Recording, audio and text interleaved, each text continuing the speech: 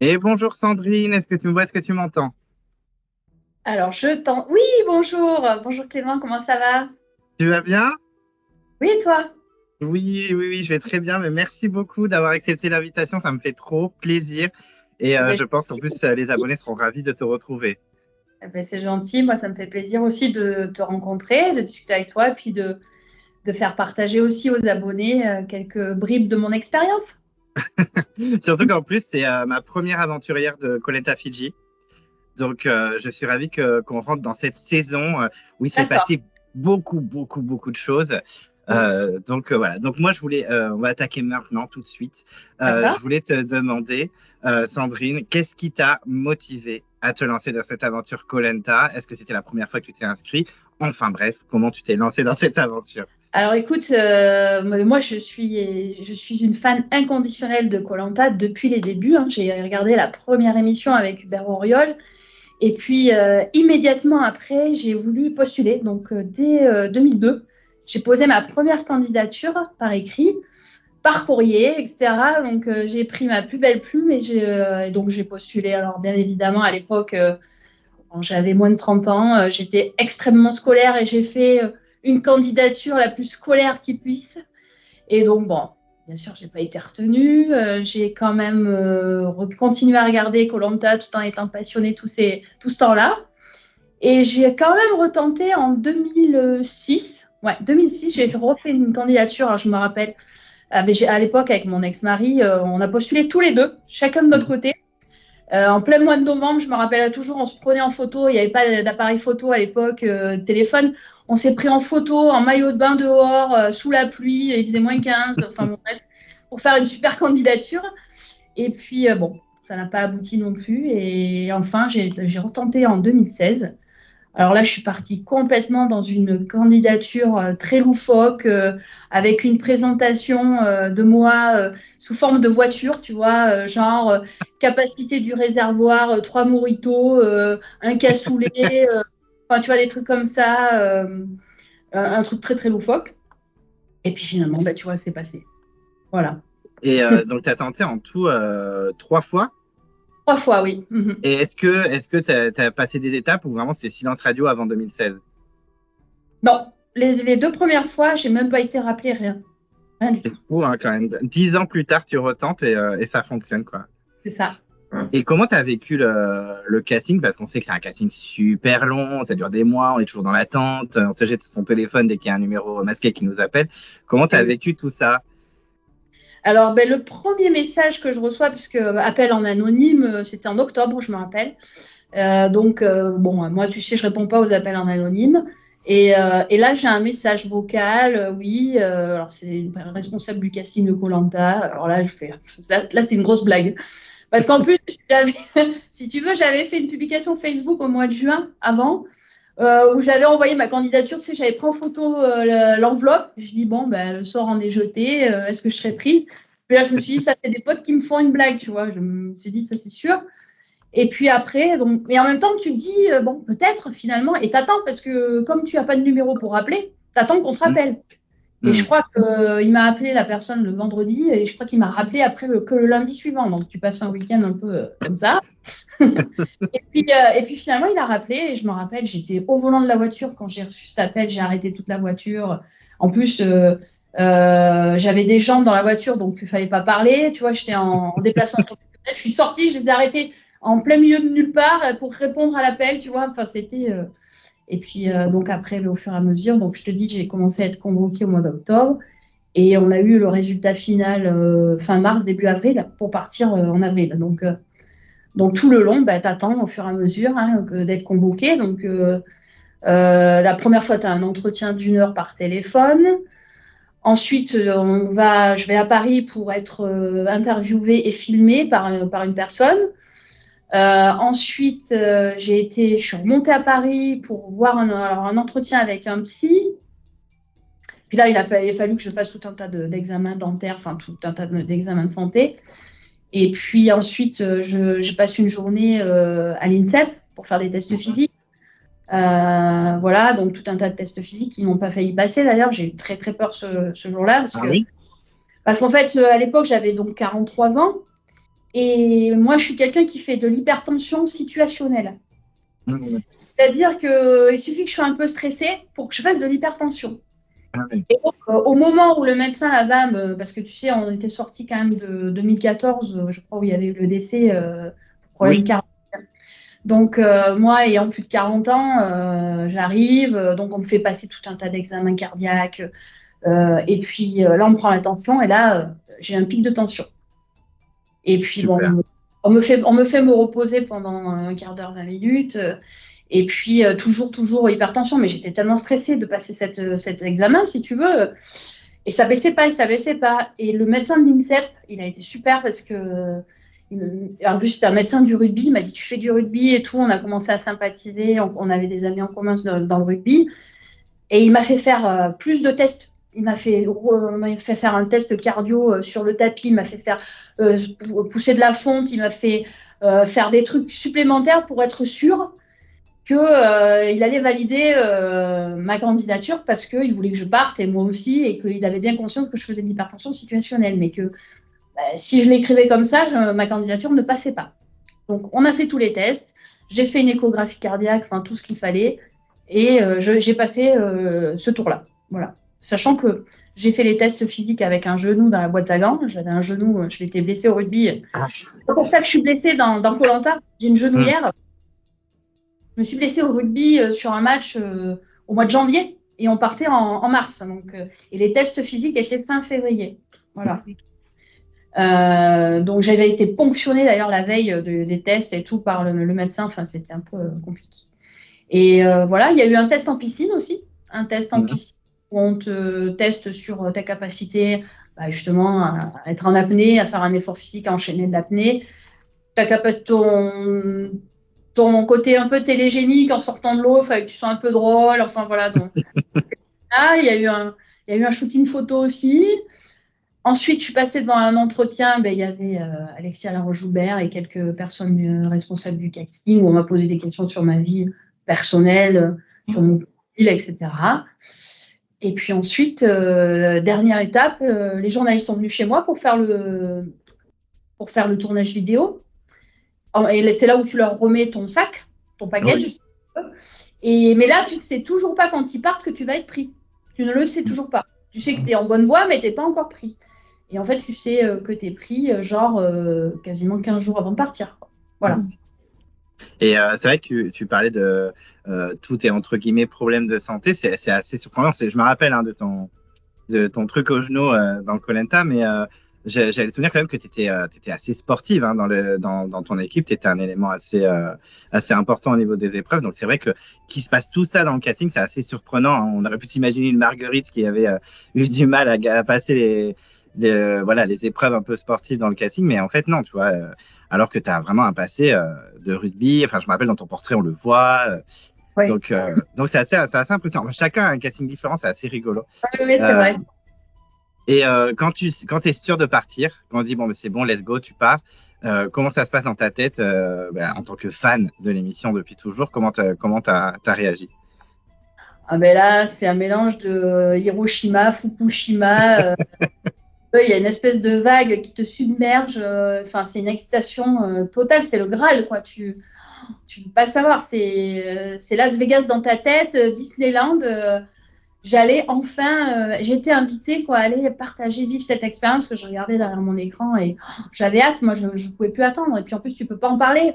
Donc c'est hyper frustrant parce que tu ne peux pas en parler. Et tu vas partir, quoi. Tu vas partir et c'est génial, quoi. En plus, pendant que tu sais que tu vas partir, il y a la fin du Koh-Lanta d'avant qui est diffusée. Donc, tu commences à le regarder différemment, tu vois. Tu te dis, oh là, ça y est, là, je vais être dans le dur, je vais le faire, quoi. Surtout qu'en plus, c'était une saison atypique. C'était celle de Cambodge avec Clémentine. Exactement, Clémentine. Il y avait Vincent, le rugbyman, qui m'avait super impressionné. Voilà, puis il y avait Clémentine. Alors, c'est vrai qu'après, il y avait des... D'ailleurs, tous les candidats de ma saison, quand on est arrivé, les premières choses qu'on a dites à Denis, et alors Clémentine, elle est comment Clémentine était vraiment la figure emblématique de cette saison, avec Vincent qui survolait tout au niveau physique. Et puis en plus, Vincent, c'était un rugbyman, donc moi, voilà, j'étais quand même fière d'avoir un représentant de mon sport. Puis on était deux, nous, dans notre saison, pour le coup, donc c'était Ouais, c'était mon petit chouchou, Vincent aussi, je l'aimais beaucoup. pas eu l'occasion de le rencontrer, malheureusement, mais ça avait l'air d'être un chouette gars, effectivement. Mais je crois qu'il fait pas trop les événements, des copains et tout ça. Je crois qu'on le voit pas beaucoup. Non, non, il les fait pas, malheureusement. Ouais. Bon, en tout cas, tu pars. En plus, ça a dû être compliqué de s'organiser avec ton travail. Je crois qu'à ce moment-là, tu avais une fille qui était adolescente, il me semble, à ce moment-là. Ouais, ben à l'époque, effectivement, j'étais célibataire, donc j'avais mon travail et j'avais ma fille qui avait 17 ans, qui était en internat, qui était en pôle espoir rugby à l'époque. Voilà, où les relations en plus étaient un peu tendues avec son papa, donc ça va beaucoup mieux depuis. Et donc, pour une fois, je faisais un truc hyper égoïste dans ma vie, c'est que voilà, je laissais tomber tout le monde et je partais vivre mon aventure. Donc, effectivement, il faut s'organiser. Alors, le travail, j'ai été obligée de, avec l'autorisation de la prod, bien évidemment, d'en parler à mon employeur, puisque moi, je suis postière. Je manage une quarantaine de personnes, donc tu pouvais pas partir 2 mois comme ça. Les gens, moi, mon patron m'a dit, il faut que tu en parles quand même à ton équipe proche, parce qu'ils vont se demander ce qui se passe, ils vont croire que tu es malade, que peut-être tu as un cancer, tu as une maladie grave, tu vas t'absenter 2 mois, on ne sait pas pourquoi, etc. Donc, j'avais fait jurer à tout le monde vous ne devez absolument rien dire, etc. Et puis, ils ont tous joué le jeu. En plus, c'était super parce que personne n'a rien dit. Donc, on a vraiment été. Personne n'a rien fuité là-dessus. Donc, il a fallu que je m'organise là-dessus. Il a fallu que je m'organise avec mon équipe de rugby dont j'étais capitaine, qui était qualifiée pour les phases finales. Je n'ai pas participé aux phases finales. Donc, il a fallu, pareil, t'expliquer pourquoi, machin. Enfin, sur le moment, tu passes un peu pour un traître, quoi. Enfin, bref. Et puis ma famille, donc voilà, prévenir juste les parents proches qui allaient être au courant, puisque eux étaient le relais avec la production, donc mes parents, ma fille bien évidemment, et puis une amie proche qui était elle aussi dans les personnes à joindre de la production. Voilà. Donc il faut s'organiser. La petite, quand elle revient, c'était un week-end sur 2, elle revenait chez moi, un week-end sur 2 chez son père. Donc son père n'a pas voulu la prendre pendant 2 mois, donc il a fallu que je m'organise pour que mes parents qui habitent dans les Landes viennent faire le voyage et s'occupent d'elle le week-end, quoi. Voilà. Bon, après 17 ans, bon, bien sûr, on ne va pas la mettre à la rue, mais elle est grande, donc ça passe. Ça passe, mais c'est qu'il y avait des choses, enfin, il y avait de la logistique à gérer quand même, parce qu'elle n'a pas de permis, ni rien du tout. Donc, bien sûr. Mais elle peut comprendre le choix que tu fais, quoi. C'est pas comme un enfant qui ne va pas comprendre pourquoi tu n'es pas pris. Ouais, c'est ça. Non, elle était à fond, et puis en plus, comme elle a eu la chance de participer. Oui, on va en parler. Ça, c'était un bon moment, ça. Et donc, quand tu pars sur le trajet, comment ça se passe? Comment tu es? Est-ce que tu es excité? Est-ce que tu es stressé? Est-ce que tu as essayé de zioter qui pourrait être avec toi? Parce que je sais très bien que vous partez par groupe de 4, vous êtes chapeautés, vous n'avez pas le droit de vous parler. Comment tu as vécu ce trajet avant l'arrivée dans l'émission? Comment étais-tu? Quelles émotions as-tu vécues? Alors, écoute, moi j'ai été convoquée un vendredi fin d'après-midi dans un hôtel proche de Charles de Gaulle, hein, de l'aéroport. Et donc là, je suis dans une chambre d'hôtel, j'ai mon sac. Donc j'ai un nounou qui arrive, qui fait l'inventaire du sac. Mais du sac qui doit rester, tu sais, quand tu es, si tu es à la résidence tu sais, du jury final, tu as ton sac complet, etc.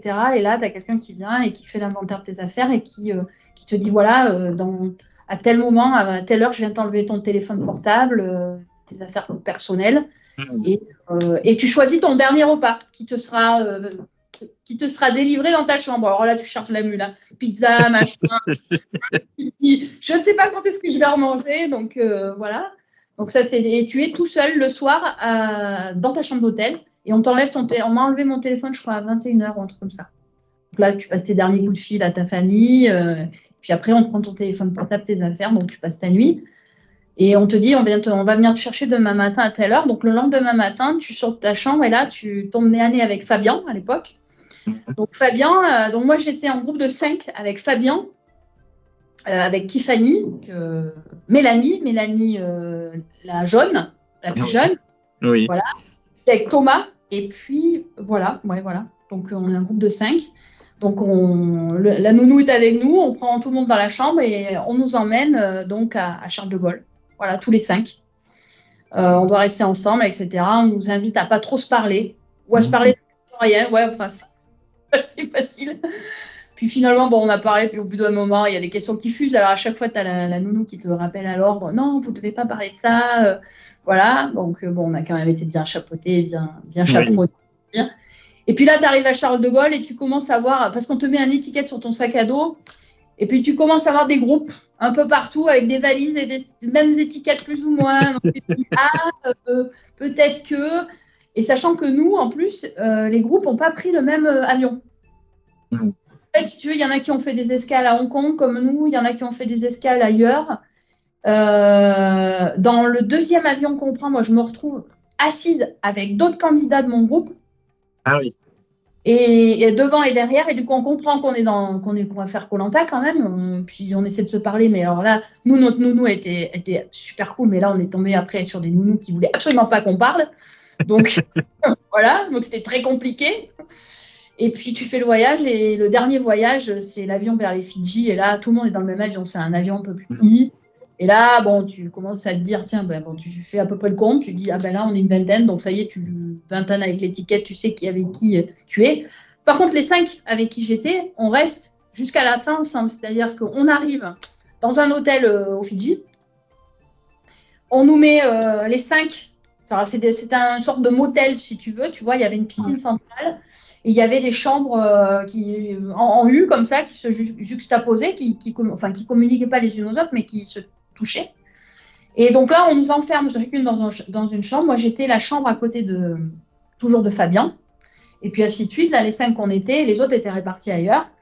Et là, on nous dit, voilà, maintenant, vous n'allez pas sortir des chambres, on va vous amener à manger. Voilà. Donc, à partir de là, j'ai plus trop la notion du temps, je t'avouerai, parce qu'en fait, on est jet-lagué, faut le savoir, puisque France-Fidji, tu vois, on a fait 27 heures d'avion, en fin de voyage, on arrive là, c'est plus trop quelle heure il est. Et là, on nous enferme dans nos chambres. Il y a des télés qu'on n'a pas le droit d'allumer, et puis, on n'a pas le droit de sortir. Donc, alors, nous, on a triché un peu avec Fabien, parce que Fabien, il avait le droit de fumer sur sa terrasse, et moi, je fumais à l'époque aussi. Même si j'avais arrêté, mais il m'avait filé des clopes avant à l'aéroport. Et alors, donc, on essayait de pas trop se parler, mais on se voyait quand même, tu vois, on essayait de fumer. Alors, parfois, on se faisait toper parce qu'il fallait qu'on rentre. Et là, tu restes à peu près dans cet hôtel, je crois, 3 jours peut-être, où on vient juste on vient de te réveiller, on te porte à manger. Ouais, je pense qu'on est resté quasiment 3 jours. Il y a un jour où ils nous laissent, par groupe de 5, nous baigner dans la piscine pendant que les autres sont enfermés. Donc, tu vois les autres se baigner pendant que tu es enfermé. Serve quand même. Et là, on est toujours ce groupe de 5, toujours les mêmes. Voilà. Et puis après, un jour, on t'appelle. Bon, habillez-vous. On te redonne ton sac d'aventurier. Mets ta tenue. Et là, tu vas partir pour le casting photo, si tu veux, qui va servir à les couvertures, etc. Et puis, tu rentres encore dans ta case, dans ton hôtel qui est somme toute très confortable. C'est une petite maison avec tout le confort. Et puis un jour, et puis tous les jours, tu te dis quand est-ce qu'on va commencer? Et puis on ne veut pas te le dire, quoi. On ne veut pas te le dire. Vous verrez, on viendra vous chercher. Puis un matin, on te dit bon, prenez vos affaires, on s'en va. Donc, on s'en va. On ne sait pas où on va commencer le jeu, vous verrez, etc. Et là, on nous emmène dans un camp, un village fidjien, un village retiré dans les terres, si tu veux, avec un confort très sommaire. Donc, on est sur la plage, je me rappelle, on nous amène des paquets de gâteaux, donc je me rappelle toujours avec Fabien, on s'empiffre, on bouffe des gâteaux, on bouffe et on discute toujours à rien faire, on attend, un groupe de 5, et les autres pareil, sont un peu plus loin dans les espèces de cases. Alors là, tu n'as pas les toilettes, c'est des toilettes, tu sais, sèches, mais même pas sèches de l'époque. Tu te douches avec un bidon et une casserole, tu vois, tu te douches avec ça, donc tu commences à te mettre un peu dans l'ambiance. Et puis le soir, on nous réunit tous. Et là, on rencontre Alexia Laroche-Joubert et Magne, Monsieur Magne, et tous les gens de la production qui t'expliquent voilà, comment ça va se passer, de faire très attention. On nous explique comment se servir du talkie-walkie, etc. Enfin, toutes les directives et les consignes de sécurité. Et puis, on repart dans nos cases et pour une nuit. Alors là, la nuit, c'était une nuit exceptionnelle. Donc, on est dans une espèce d'Algeco des années 70. Il fait 35 degrés, je pense, dans le truc. On est allongé à même le sol, avec une couverture quand même, un petit matelas, une couverture, tous les 5. Et là, des cafards partout. Oh, putain. Et des blagues. Ils nous tombent dessus toute la nuit. Et là, c'était horrible. Hein. Enfin, je me rappelle Tiffany, elle a failli piquer une crise de nerfs hein, ce soir-là. Fabien qui rigolait parce que lui, il avait vécu une situation très, très difficile. Oui. Il a fait la Légion et tout, etc. Donc, lui, ça le faisait rire. Mais en plus, lui, il a dormi, il a ronflé. Il a vraiment ronflé. Et puis, nous, bon, les 4 autres, on n'a pas dormi. Hein. La chaleur. Alors, la chaleur, on ne voulait pas se découvrir parce qu'on avait les espèces de bestioles qui nous tombaient dessus. Donc, on était emmitouflés sous la couverture. Et voilà, donc c'était la première nuit de mise en condition. Et puis, le lendemain matin, on nous demande de nous habiller, là, de prendre la tenue, le sac à dos. On récupère toutes nos affaires. Et là, on met la vraie tenue d'aventurier. Et on se dit, là, ça sent bon quand même. Et là, on monte dans une espèce de bétaillère, hein, tu sais, un camion bâché, etc. Et on nous fait attendre pendant 1 heure, je crois, dans ce camion. Puis on nous dit rien, tu sais. Puis on nous amène, on finit par nous amener. Et là, on arrive et on nous fait monter dans des barques. Oui. Dans des barques avec un Fidjien, donc toujours par groupe de 5, toujours le même groupe. Et là, on part. Et d'un seul coup, on arrive devant Denis Brognard. Et là, on se regarde et on se dit, punaise, ça y est, on y est, quoi. Ça y est, ça sent bon, quoi. Et voilà, donc on arrive tous en ligne. Puis on commence à voir les drones qui nous filment et tout ça. On se dit, là, je pense que c'est bon, là, on va commencer, on va y aller, quoi. Et là, l'excitation, quand tu vois déjà tous ces journalistes dans l'eau, parce Denis était sur un grand bateau, nous, on arrive devant lui. Et là, tu te dis, ça y est, ça commence. Comment ça va commencer comment on va partir? Est-ce qu'on va faire tout de suite une épreuve? Comment on va être répartis? Est-ce qu'on est un groupe de 5? On ne savait pas trop, tu sais, on cherchait le thème parce qu'il y a toujours un thème. Les femmes, les hommes, les vieux, les moins. Enfin, il y a toujours un thème, tu sais. Et comment on va être répartis? Est-ce qu'on va être ensemble, pas ensemble? Voilà, c'est la découverte. Et là, Denis nous dit bonjour en caméra, il nous explique quelques trucs. Et puis voilà, donc c'est super. C'est un sentiment, une sensation exceptionnelle quoi, de voir. Voilà. Et c'est vrai que vous en avez traversé des trucs avant d'arriver à destination et que l'émission commence. Tu dis que tu étais avec un groupe de 5. Est-ce que même les autres que tu voyais dans la piscine ou que tu as vu dans le camion, il y en a qui t'ont tapé dans l'œil en te disant « Ah, j'aimerais bien être avec lui ou être avec elle ». Est-ce que dans ta tête, tu te faisais un peu ton équipe juste au faciès des gens, en fait? Alors, je t'avouerai que j'ai pas trop regardé ça. Célibataire dans l'âme, à l'époque, j'ai regardé Les Beaux Gosses, j'avoue. Il y en avait en plus. Oui, il y en avait. Bon, moi, Romain m'avait tapé dans l'œil sur le moment. Oui. Il a tapé dans l'œil de tout le monde, hein, c'est sûr.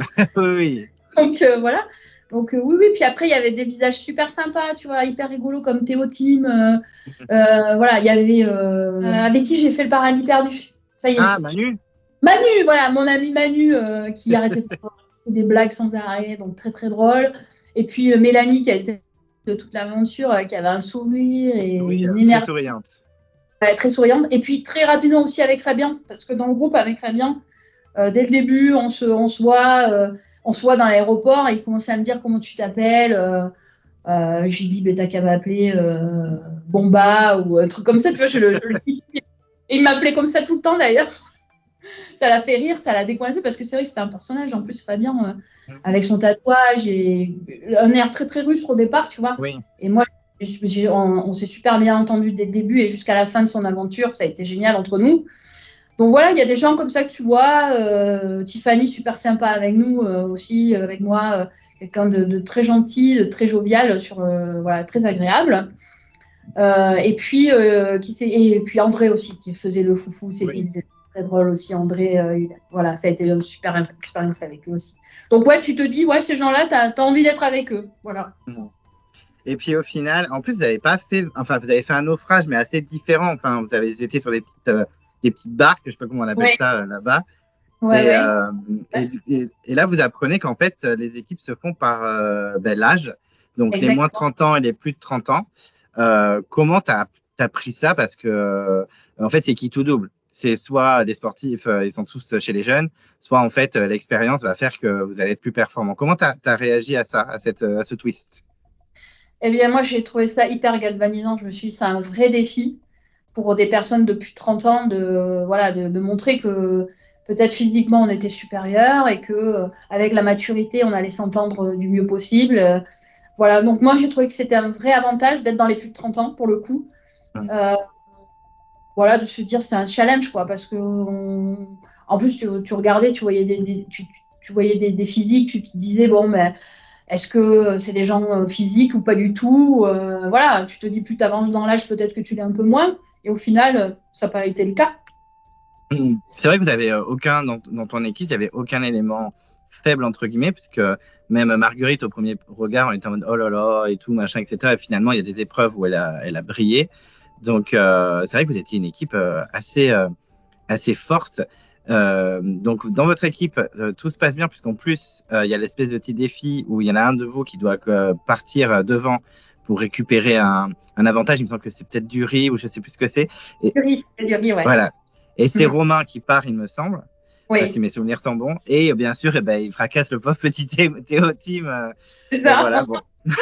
J'ai une anecdote là-dessus qui n'a pas été vue aux caméras, qui était très très drôle en démarre. Tu vois, c'était quand même une saison très drôle dans le sens, c'est peut-être pas été perçu comme ça à l'écran, mais on arrive donc, Denis nous explique, voilà, Théo Team, Romain, vous allez partir. Vous allez partir, mais je vais faire un top pour la caméra, mais vous ne partez pas tout de suite. Vous attendrez que quelqu'un vous donne le top pour partir. Parce que moi, il faut que j'ai le temps de me rendre à la plage d'arrivée. Oui, Tu vois. oui. Et il explique 2 fois, 3 fois, on fait le top, il fait le top, il plonge les deux. Il plonge. Et là, t'as un Denis, mais non, mais c'est pas possible. Et tout. On donc là, obligé d'attendre qu'il remonte, d'attendre qu'il sèche les vêtements. Oui, oui. Donc on est obligé d'attendre qu'ils sèchent. Alors tu vois, tu as tout un truc, la prod qui arrive avec la machin pour essayer de les faire sécher plus rapidement. Heureusement, il faisait très chaud. Et donc on attend tous comme des cons que Romain et Théo Team sèchent leurs vêtements, tu vois, pour recommencer, refaire le départ. Donc voilà, c'était la petite anecdote du début. Bah, c'est très marrant. Déjà que, en plus, Théo Team s'était imposé auprès de Thomas. Thomas a dit non, mais je pense que je peux le faire. Je suis vachement plus sportif. Non, non, Ouais, t'inquiète. ça qui était très drôle, ouais, ouais. Passe à Romain. Bon, ben voilà. Et c'est vrai que quand on regarde notre équipe, c'est vrai que les jeunes, alors d'un regard spectateur, hein, tu n'étais pas sur l'île, hein, mais c'est vrai qu'on voit un casting assez jeune, ça va dans tous les sens. Voilà, c'est clairement pas la même ambiance que vous. Donc voilà, bon, en plus chez eux, malheureusement, ils ont un départ assez rapide. Parce qu'on a la Ouais. pauvre Marine qui, dès le départ, même quand vous êtes tous alignés devant Denis, elle est assise par terre, elle est C'était au le bout. départ, hein. Sur la première épreuve, elle était déjà très fatiguée, ouais, ouais, tout à fait. Mm. Et voilà, en plus, elle avait l'air d'être très contente d'être là, mais c'était un peu horrible. Un départ aussi rapide, ça arrive dans certaines saisons et c'est vrai que c'est assez un arrache-cœur à ce moment-là. Surtout qu'en plus, ils ont récupéré May qui n'a pas du tout réussi à s'intégrer. La pauvre, ça a été, on va en reparler après, mais Ouais. ça a été compliqué pour elle. Et d'ailleurs, si je peux me permettre un petit conseil, tu vois, c'est que Marine, qui abandonne donc au bout de 48 heures, et Thomas, qui après abandonne bon, pour des problèmes d'oreille, hein, de tympan, mais tous les deux, apparemment, ils ont plus ou moins refusé de s'alimenter avant pour commencer à habituer leur corps, ce qui est une énorme erreur.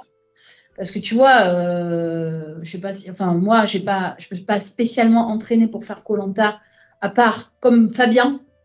On s'est engraissé, c'est-à-dire que, bon, lui, Fabien, il m'a raconté qu'il buvait des cuillères entières d'huile. Moi, ça peut être mon cas. Moi, déjà, bon, c'est vrai que au mois de janvier, j'ai cette blessure de rugby, donc je fais moins d'activité sportive. J'arrête de fumer parce que je me dis qu'à koh ça va être compliqué pour fumer. Et puis, je me dis, tiens, allez, je me fais plaisir, je me bouffer au resto tous les jours, enfin, bon, bref. Et donc, je prends 7 kilos de graisse volontairement parce que je me dis, tu vois, le muscle va avoir besoin d'apport. Et donc, si je nourris pas le muscle, je vais être fatiguée. Alors que si je me crée un peu de graisse, donc d'ailleurs, ça se voit, hein, ils ont bien eu à cœur de me filmer, montrer bien mes bourrelets, tout ça. C'est impeccable. Donc, tout va bien. J'étais égérie bonhomme Michelin à ce moment-là, mais pas de souci. Et donc, je me suis dit, je vais me créer un petit coussin de 7 kilos de graisse. Comme ça, je vais taper dans la graisse et la graisse se transformera en énergie, ce qui a été le cas, qui m'a permis de résister beaucoup plus. D'ailleurs, tu regardes André, enfin les gens les plus physiquement, on va dire, généreux, ont résisté beaucoup plus au manque de nourriture. Hein. Donc c'est pour ça que c'est une erreur de se dire je vais habituer mon corps à ne pas manger. Ça, je pense que c'est une erreur. Mais même Marc, le gagnant de la saison 14 à Johor, lui aussi s'était engraissé exprès avant. Mais lui, s'était surentraîné apparemment. Donc, Ah oui. Et donc, ouais, donc Hypermarine, malheureusement, bon, ce qui a fait le bonheur de Marvin, hein, très clairement. Ah non, c'était May qui est revenu. C'est Marvin, c'est Thomas qui l'a remplacé. C'est ça. Et vous, malheureusement, pourtant vous étiez une équipe plutôt forte, c'est vrai, sur le papier. Malheureusement pour vous, vous allez au conseil. Comment tu as vécu un peu ce premier conseil? Parce que ben, ça fait peur, ça y est, on est vraiment dans le dur, on part au conseil. Et il y avait deux noms qui étaient clairement sur le papier. C'est la pauvre Marguerite, parce que c'est la plus ancienne, et oui. Delphine, la géologue. Comment vous avez vécu ce conseil? Comment tu as fait ton choix? Est-ce qu'il y avait déjà des petites alliances? Est-ce que tu as eu des coups de cœur avec qui tu t'es dit, elle, c'est mort, ou lui, c'est mort, je vais aller jusqu'au bout avec? Comment tu as interagi ces premiers jours jusqu'au conseil? Ah ouais, c'est vrai que c'est une période très difficile. Et puis en plus, tu penses que toi, t'es pas, tu sors pas du lot, hein. Même si aux épreuves physiques, en fait, j'apportais de la puissance, quoi, sur le collectif, mais tu te dis, c'est peut-être moi qui vais partir. Je fais quand même partie des plus vieux dans les plus vieux. Alors effectivement, moi, tu sais, j'ai adopté la stratégie d'écouter, d'analyser, tu vois. De pas trop ramener ma fraise dès le début, de regarder, d'analyser un peu les comportements de tout le monde. Et ça s'est joué quoi? C'est les gens qui parlaient le plus, qui commandaient le plus, ou qui étaient à part. Donc c'était le cas de Marguerite, elle s'était mise à part et puis elle voulait absolument faire le feu. Il y avait aussi le nom de Manu qui traînait un petit peu parce que c'est pareil, tous les deux. À vouloir, oui, on a fait le feu chez nous, on va y arriver. Je rappelle quand même qu'on nous a donné le feu au bout de 10 jours et qu'on a cramé 15 lacets de chaussures avant d'arriver à faire quoi que ce soit. Mais bon, moi, je critique pas parce que j'ai essayé de faire du feu en frottant des bambous en disant que c'était ça la solution, mais on m'a pas écouté. Et en plus, le problème, c'est qu'on n'avait pas du bambou sec, on n'avait pas de bois sec, on avait du bois humide et on était en plein vent. Donc, c'était très compliqué. Donc voilà, il y avait le nom parce que c'est vrai que Manu était, je mettais beaucoup en avant avec Marguerite sur le feu, puis il n'y avait pas trop de résultats. Et puis il y avait Delphine qui s'était beaucoup mise en avant aussi sur la construction de la cabane. Voilà, donc c'est de là que tout est parti, si tu veux. Alors après, on fait toujours partir, soit les plus vieilles, toujours une femme en premier, de toute façon, ça c'est. Toujours. Toujours une femme en premier et souvent la plus vieille. Donc voilà. Alors en l'occurrence, ça n'a pas été la plus vieille qui est partie chez nous. Mais c'était une femme quand même. Voilà, et donc ça c'est. Voilà. Alors après, toi, moi, je cherchais rien, tu sais, je parlais pas. Tout de suite, j'ai Fabien qui vient me voir, qui me dit, avec Mélanie, qui était suisse.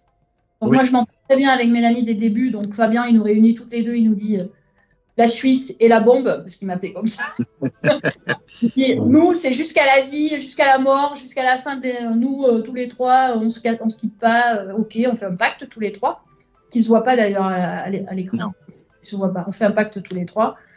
Et puis après, il y a les autres qui viennent. Donc, tu as Caroline qui vient avec Romain, parce qu'ils ont très bien accroché aussi tous les deux. Avec Sébastien, ils arrivent, ils viennent nous voir. Alors vous, machin, etc. Moi, j'avais pas trop d'avis. Moi, j'étais plus contre Manu, parce que Manu m'adressait quasiment pas la parole, en fait. Là, au début, je le trouvais drôle, mais tu vois, il ne m'adressait pas du tout la parole. Donc, je me suis dit, bon, c'est lui. Enfin, moi, c'était Manu dans ma tête, tu vois. Ouais. Et puis, tout le monde me dit, oh, il faut qu'on fasse une stratégie commune, etc. Donc, moi, bien sûr, je n'allais pas faire l'électronique, je n'avais pas voté comme tout le monde. Ce n'était pas le moment, tu démarres l'aventure. Et puis, moi, je commençais à dire, même, ça peut être moi aussi. Alors là, tout le monde est venu unanime. Ça va pas, toi, on ne te sort jamais. Tu as vu la force que tu as. Comment tu. Parce qu'il y avait eu une épreuve très physique avant, tu sais, où on avait tourné la roue, on avait tracté, poussé, etc. Les 2 premières épreuves. Donc, j'étais réputée collectivement pour être quelqu'un qui avait la force d'un homme. Donc, je remplaçais un homme. C'était bon pour moi, si tu veux. Et voilà, donc voilà comment ça s'est fait le premier conseil. Mais j'avoue que c'était compliqué le premier conseil. et que c'est quand même moi, à contre-cœur que j'ai voté contre Delphine. Mais je l'ai fait suivre un peu le. Parce Le qu'en groupe. plus, c'était aussi la plus faible sur les épreuves, Delphine. Oui. C'était la plus faible sur les épreuves. Voilà. Et surtout que c'était un peu partagé parce que là, je suis devant, hein, je connais pas par cœur les votes, mais Ouais. Maxime, Sébastien et Manu, eux, ont voté Marguerite. Donc c'est vrai que c'était un peu partagé quand même. Parce que, alors, Marguerite, elle énervait Manu parce qu'ils se battaient tous les deux pour faire le feu. Mhm. Voilà. Et puis Sébastien aussi et Maxime, voilà, Marguerite les a agacés dès le départ parce qu'effectivement, elle n'allait pas dans leur sens. Et là, on était plus sur si tu veux, un combat de leader, quoi. Oui, Parce que c'est Maxime vrai. commence à se révéler comme un leader dans l'équipe. Sébastien est quelqu'un qui parle beaucoup et voilà, qui s'exprime et qui donne des conseils, tu vois, Mhm. à tout vent, tu vois, qui est quelqu'un qui est sans filtre, que j'adore, hein, c'est mon jumeau. Et donc voilà, donc si tu veux, c'est tous ces égaux là qui se sont retrouvés dès le début, alors que les autres ont fait un peu plus profil bas, tu vois. Et puis finalement, on a tranché, les autres, on a tranché sur le mérite dès le début, quoi. Alors le mérite, Oui. ça veut rien dire, voilà, mais c'était juste sur les épreuves. Il y avait eu 2 épreuves physiques et on voyait bien que Delphine, physiquement, c'était compliqué. Voilà. Et surtout que j'en ai même pas parlé, alors que c'est quand même un des twists de la saison. Comment vous avez réagi au paradis perdu? Parce qu'effectivement, Ah euh, oui, pendant la première partie, en plus, toi, tu y vas 2 fois, ça a énervé Marguerite. alors, je me rappelle, elle était énervée. Comment vous avez réagi à ça? Parce que c'est vrai, alors je vais être très transparent avec toi, hein, mais cette saison est très critiquée par rapport au fait que les 3 jeunes ont été surprotégés par la production avec des colliers dans tous les sens. Comment vous avez réagi à ce twist avec en fait des avantages en commun avec l'équipe d'en face? Sur le paradis perdu, tu veux dire? Ouais. Ouais. Comment vous avez réagi sur Paradis perdu? Alors, ben, la première fois, c'est Romain qui y va. On ne sait pas trop ce que c'est. Il part juste après l'épreuve de confort. Donc, il part tout de suite et il revient. Donc, il revient, il nous explique. Donc là, il est très transparent, Romain. Il ne cache rien. Il dit tout ce qui s'est passé. Il a dit qu'il a son demi-collier d'immunité qu'il partage avec un jeune et avec Thomas. Et voilà, il nous explique tout ça. Et il nous dit direct, parce que nous, on a été une équipe très, très soudée, hein, les jeunes de la première heure. Alors, c'est vrai qu'on nous a beaucoup critiqué parce qu'à chaque fois, on voulait éliminer les jeunes, mais il faut savoir qu'on s'est même dit que notre saison n'allait pas être diffusée parce il y avait une espèce de fraternité entre nous dès le début, dès le premier soir, on voulait tous rester ensemble, tous se retrouver, tout faire en sorte de pouvoir finir ensemble. Et on se marrait, etc., tout le temps. Et donc, dès le début, il y a une transparence qui s'installe entre nous. Voilà. Ouais, Pour la première partie, hein, les 10 premiers jours. Après, ça a ouais. évolué. Et sur les 10 premiers jours, tout le monde était vraiment comme ça, soudé. Et donc, on s'est dit, punaise, mais alors c'est super ce truc-là, on peut gagner des avantages. Alors, ça veut dire, parce qu'on savait que 10 jours après, de toute façon, on allait être mélangés. Il nous l'avait dit, ça on le savait. Oui. Donc on savait, on se disait, tiens, comme ça, on commençait à essayer d'attirer. Nous, la stratégie, c'était de rallier les jeunes jaunes, donc qui allaient au paradis perdu, avec ceux, si tu veux, avec les rouges pour aller jusqu'au bout, c'est-à-dire les embarquer avec nous. Puisqu'on savait que tout le monde n'allait pas y passer, et qu'au moins ceux avec qui on ferait le paradis perdu, c'était ça, c'était le mot d'ordre, c'est de se dire, on va les ramener avec nous, quoi. On va les rattacher avec nous. Voilà, c'était ça le truc. Et d'ailleurs, c'est vrai que beaucoup de fans de koh parlent l'amitié, le lien fort qu'il y a eu dans les Paradis perdus entre Mélanie et Théotime, Oui, ça a été un duo qui a été extrêmement apprécié. Et ben, malheureusement, on n'a pas vu la suite parce que Théotime a été sacrifié, mais c'est ah vrai ouais. que c'était un duo. On a l'impression que Mélanie, elle l'avait dans la poche pour la suite, quoi. Alors, il faut savoir que Mélanie et Théotime se trouvent dans le même groupe de 5 avant Ah, l'aventure. Voilà. d'accord. Donc, si tu veux, il y avait aussi ça. Il y a eu des choses qui se sont créées, donc comme moi, comme Fabien et moi, tu vois, par exemple, il y a des choses qui se sont créées dès le début, et Théotime et Mélanie ont beaucoup accroché dans ce pré-naufrage, si tu veux. Voilà. Et outre le Paradis perdu, quand même, votre équipe s'en sort pas si mal que ça, puisque déjà vous avez 0 abandon par rapport aux jeunes qui ont eu Thomas qui a abandonné. D'ailleurs, tu as dû voir les épisodes, l'épisode où Marvin se fait éliminer une première fois et Oui. tendu, avec Mélanie chez les jeunes qui est la reine de la stratégie.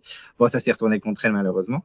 Mais du coup, eux, ils ont eu quelques conseils. Et après ces deux conseils où on a perdu donc Mélanie et Marvin, puis Thomas, puisque Marvin est revenu, il y a eu l'espèce de twist où tous ceux qui sont allés au paradis perdu font une épreuve maintenant et le dernier est éliminé. Donc en fait, c'est un peu un cadeau empoisonné. Comment vous l'avez vécu?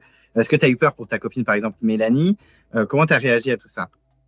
Alors effectivement, quand on arrive donc sur cette fameuse phase de rassemblement ou de rebrassage des équipes, où on voit quatre trucs, quatre puzzles là, et on se dit mais qu'est-ce qui va se passer? En fait, au moment où toi, tu sais, moi je me suis dit, oh, je suis pas choisie pour aller au paradis perdu, c'est dommage parce que tu as l'impression au début de rater quelque chose. Et puis finalement, tu es bien content de ne pas y être allé parce que là, on t'annonce que c'est la mort subite et que tu vas disputer une épreuve. Et là, au moment où il dit ça, je me mets à pleurer. Alors, moi, j'ai beaucoup pleuré dans koh, hein, c'est vrai. Mais c'est là que je commence. Là, j'ai pleuré. Je me suis dit, mais non, Mélanie, je ne veux pas être séparée d'elle. On commence à pleurer tous, en fait, hein, quasiment. On se dit, mais oh, c'est lequel qui va partir? Et puis, en fait, dans tous ceux qui étaient là, on voulait que personne ne parte. Il y avait Romain, il y avait Maxime, il y avait Théotime qu'on appréciait dans l'équipe d'en face. Il y avait André qui était super sympa aussi. Il était venu au cours du Paradis perdu sur notre île aussi. Donc, il était super sympa. Enfin, c'était que des gens qu'on n'avait pas envie de voir partir, quoi. Donc, on était vraiment apeurés de ça, vraiment. Et du coup, bon, heureusement, enfin c'est horrible pour Théo Team, mais pour vous, voilà, vous gardez quand même Mélanie, Romain, etc. avec vous.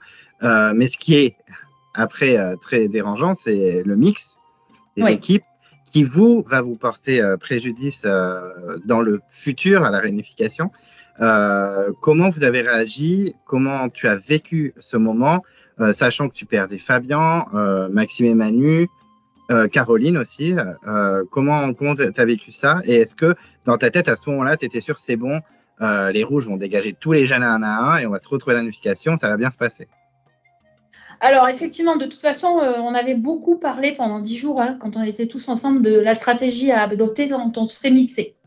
Et on s'était dit, quand il va falloir choisir, on avait plus ou moins choisi, hein, fait le choix des équipes parce qu'on se disait que ça allait être comme ça. Hein, si on n'avait pas un tirage au sort, qu'on allait certainement choisir, et qu'il fallait qu'on choisisse comme ça, qu'il fallait équilibrer donc 5 d'un côté, je ne sais plus combien on était, enfin une majorité de rouge d'un côté, contrairement au reste, et de mettre les éléments, on va dire, inférieurs avec ceux qui avaient le plus de bagou et ceux qui avaient le plus manière d'endoctriner, entre guillemets, les autres.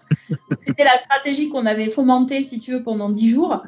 Et là, l'erreur stratégique, et on l'a reconnu, il l'a reconnu lui-même plus tard parce qu'il s'en est mordu les doigts, Maxime, c'est qu'il aurait dû attendre avant de terminer son puzzle, tu vois, un tour pour ne pas être responsable d'une équipe qui ne voulait pas être séparé de Mélanie et de moi au départ.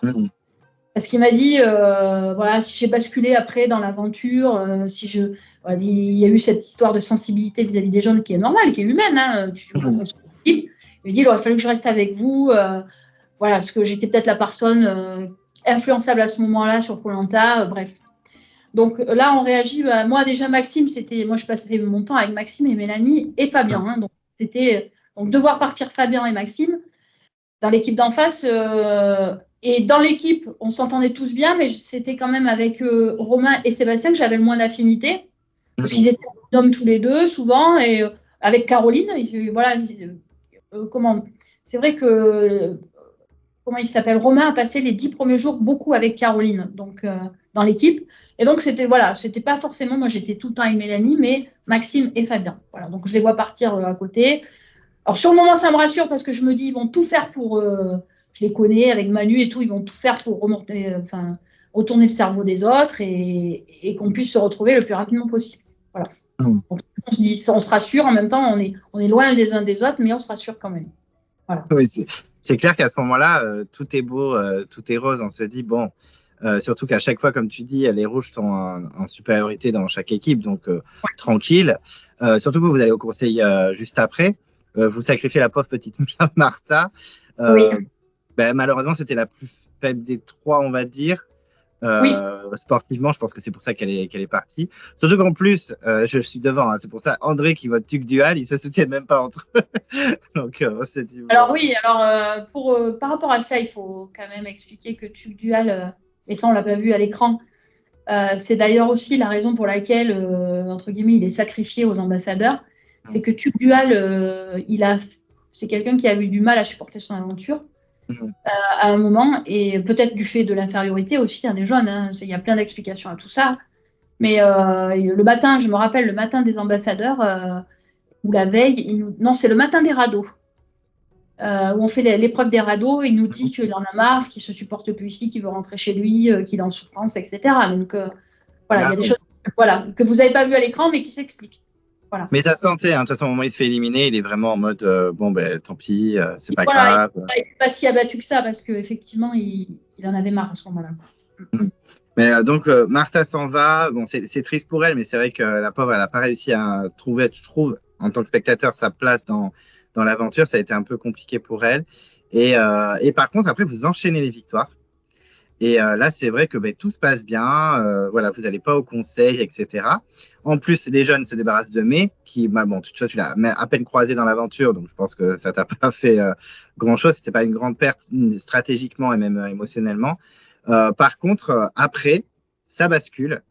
Et en plus, tu t'en rends compte, toi, pendant les paradis perdus, parce que tu fais 2 paradis perdus de suite, un avec Manu et un avec Fabien. Et là, tu te rends compte qu'en fait, ils préfèrent limite sacrifier des marguerites, etc., que des jeunes. Oui. Comment toi, tu l'as vécu? Parce qu'on a vraiment vu, toi, que tu es l'une de celles qui a le plus réagi à ce changement de jeu. Et surtout, comment tu as vécu les départs successifs de Caroline et ensuite de Manu, qui étaient potentiellement des alliés pour la suite de l'aventure? Alors, moi, j'ai mal réagi, mais c'est tous les rouges de mon équipe qui ont mal réagi. Les premiers rouges, c'est-à-dire Romain, Sébastien, Mélanie et moi, et Marguerite et moi, on ne comprend pas. On ne comprend pas ce qui se passe, parce que nous, du début jusqu'à la fin, tu vois, même si on aimait bien Martha au demeurant, c'est bien intégré, mais bon, voilà. Nous, c'est notre ligne de conduite, c'était ça. On s'était tellement bien entendus, on avait tellement créé des affinités, parce qu'en plus, quand tu passes 10 jours sans feu, je te garantis que tu déploies des choses quand même pour pouvoir aller bouffer. Hein. Quand tu partages un poisson comme ça, je te raconterai une autre anecdote aussi. Un poisson comme ça, à croquer, à 9 dedans. Une fois, on nous amenait dans des épreuves. On avait, tu sais, notre conducteur fidjien du bateau qui avait mangé une espèce de soupe lyophilisée, mais grande comme ça, tu vois, un sachet, qu'il avait jeté dans la cale de bateau. On était neuf, on est tombé dessus, ce papier. Hein.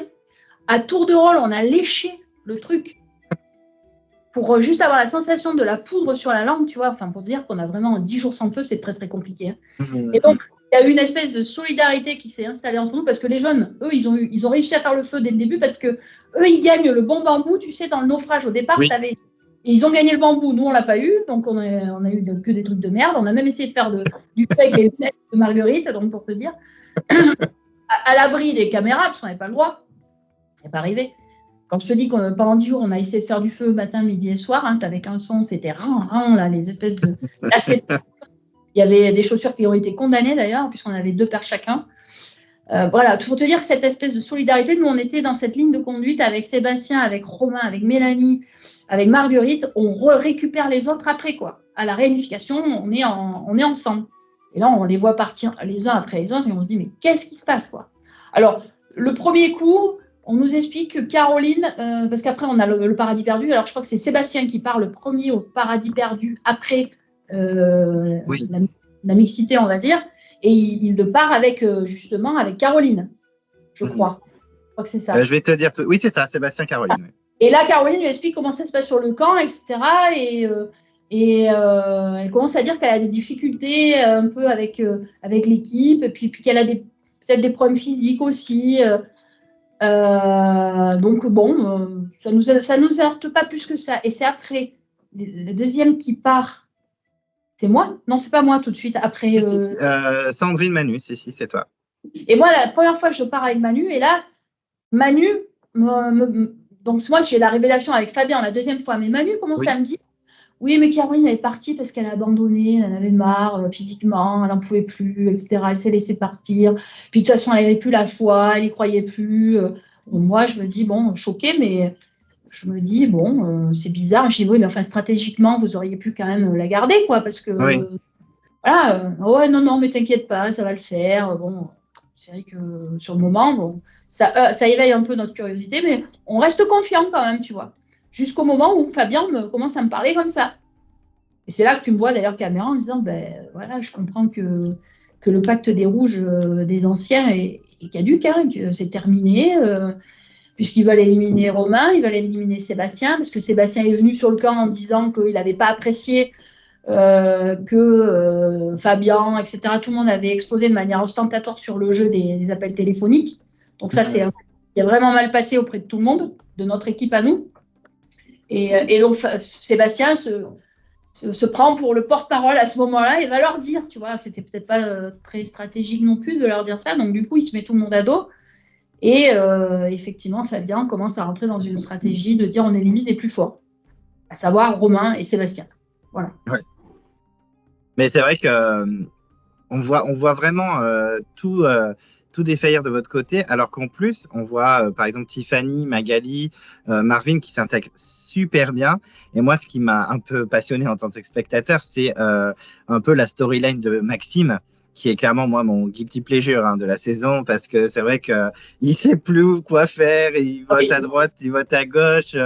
Le pauvre, oui. Mais ça a été le coup pour lui, hein, tu sais, parce qu'il faut savoir que Maxime, il a tenté sa candidature 15 fois à Koh-Lanta. Ah oui. À partir de 2002, Maxime, il a candidaté chaque année, chaque saison, il a candidaté pour faire Koh-Lanta. C'était son rêve avec ses grands-parents d'aller faire Koh-Lanta. Il avait même aménagé dans son jardin des épreuves, des mini-épreuves, tu sais, celles où tu casses la jatte, les pots, enfin, il avait tout un tas d'épreuves auxquelles il s'était entraîné. Mais le problème, c'est qu'il m'a dit, il a fini par me dire, je m'étais entraîné à tout sauf la stratégie, en fait, et tout sauf le fait que les émotions sont décuplées, le fait que, effectivement, il arrive 10 jours et puis il est pris d'empathie, et ce qui est normal, je veux dire. Il est pris d'empathie pour Tiffany, pour Magali, qui est une super fille, pour Marvin, et puis finalement, ils ont très bien joué parce que effectivement, eux, ils sont en perdition. Alors, à ce moment-là, ils le savent et stratégiquement, ils ont bien joué. Pour retourner notre Manu, notre Maxime, etc.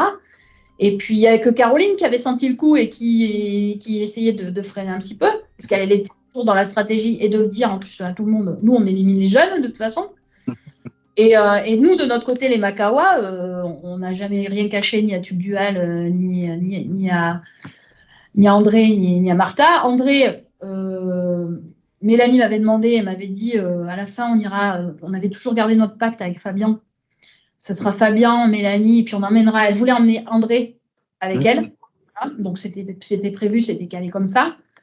Voilà, donc s'il y avait un jeune à sauver, c'était André. Les autres, on s'était dit, tant pis pour eux, c'est dommage, mais nous, on a vécu ça. En plus, nous, on s'est quand même crevé le cul à gagner des épreuves parce que quand tu regardes les jeunes, les vieux au départ, on perd les 3 premières épreuves.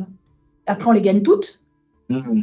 Ensuite, on se réunifie, on gagne pareil, on perd 3 épreuves et après, on les gagne toutes. En fait, c'était aussi une récompense, se dire, voilà, on a gagné les épreuves, désolé pour vous, vous n'avez pas fait l'effort de gagner les épreuves. Alors, c'est vrai que ça peut paraître très strict de parler comme ça, mais… Oui, bien sûr. On a eu une saison qui a été très physique sur les épreuves, ça n'était que des épreuves physiques, et même quand il y avait des épreuves de logique, il y avait toujours une épreuve physique avec. Donc, voilà, donc c'était pour ça, on s'était dit, puis je te dis vraiment cette amitié qui nous liait dès le premier soir au premier conseil, il nous arrive des trucs dans la nuit, le premier conseil qui fait qu'on se soude. On fait grève, on a fait grève aussi, ça faut les vieux, à un moment donné, voilà, on s'est rebellé contre une décision de la production qu'on n'a pas du tout appréciée, voilà, donc on est très très très soudés, vraiment. Et en plus, le pauvre Maxime, moi que j'aime beaucoup, c'est un candidat que j'ai beaucoup aimé dans cette saison. Mais bon, et Caroline s'est fait éliminer, mais c'est vrai qu'au moment de Manu, on a une égalité en plus. Enfin, je crois que c'était la boule blanche, boule noire qui l'ont joué Manu, Marvin. Oui. Donc bon, Marvin a eu beaucoup de chance, clairement. Et c'est vrai que là, à ce moment-là, Maxime trahi. C'est-à-dire qu'un coup, il a promis aux anciens, après, il promet aux jeunes. Donc, Marvin, lui aussi, voilà, il y a des émotions. Il s'est dit, bah, Maxime était avec moi, et là, il vote contre moi, donc un peu compliqué. Bon, Manu s'en va. Les ambassadeurs, on ne va pas en parler. Bah, c'était clairement un petit abandon de Tuc Dual. Donc voilà, je pense que ça a arrangé tout le monde. Vous aussi, vous étiez bien content de garder un rouge avec vous. Oui, mais parce que si tu veux, Marguerite, elle voulait se sacrifier. Hein. Marguerite s'est dit, si je gagne pas, je me mets, quoi. Je vais à la boule. Ouais. Et on lui a dit, tous, on lui a dit, mais attends, Marguerite, ok, ton esprit chevaleresque, tout le monde le loue et ça fait partie de ta personnalité. Mais à partir du moment où tu as une personne dans l'équipe qui ne se sent pas bien là, qui veut abandonner, tu vas pas te sacrifier. Ah oui. Il n'y aurait pas eu ça, peut-être, pourquoi pas, je ne sais pas. Enfin, moi, personnellement, je sais que je n'aurais pas été à la boule. J'aurais tout fait pour trouver une autre solution.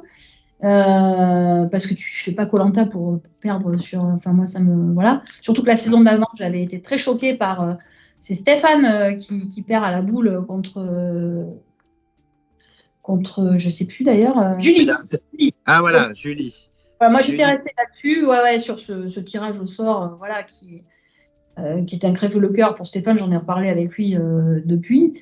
Donc moi, j'ai dit, mais enfin tous, on était là autour de Marguerite, je vais dire, mais tu vas pas te sacrifier il y a déjà quelqu'un qui veut abandonner, voilà.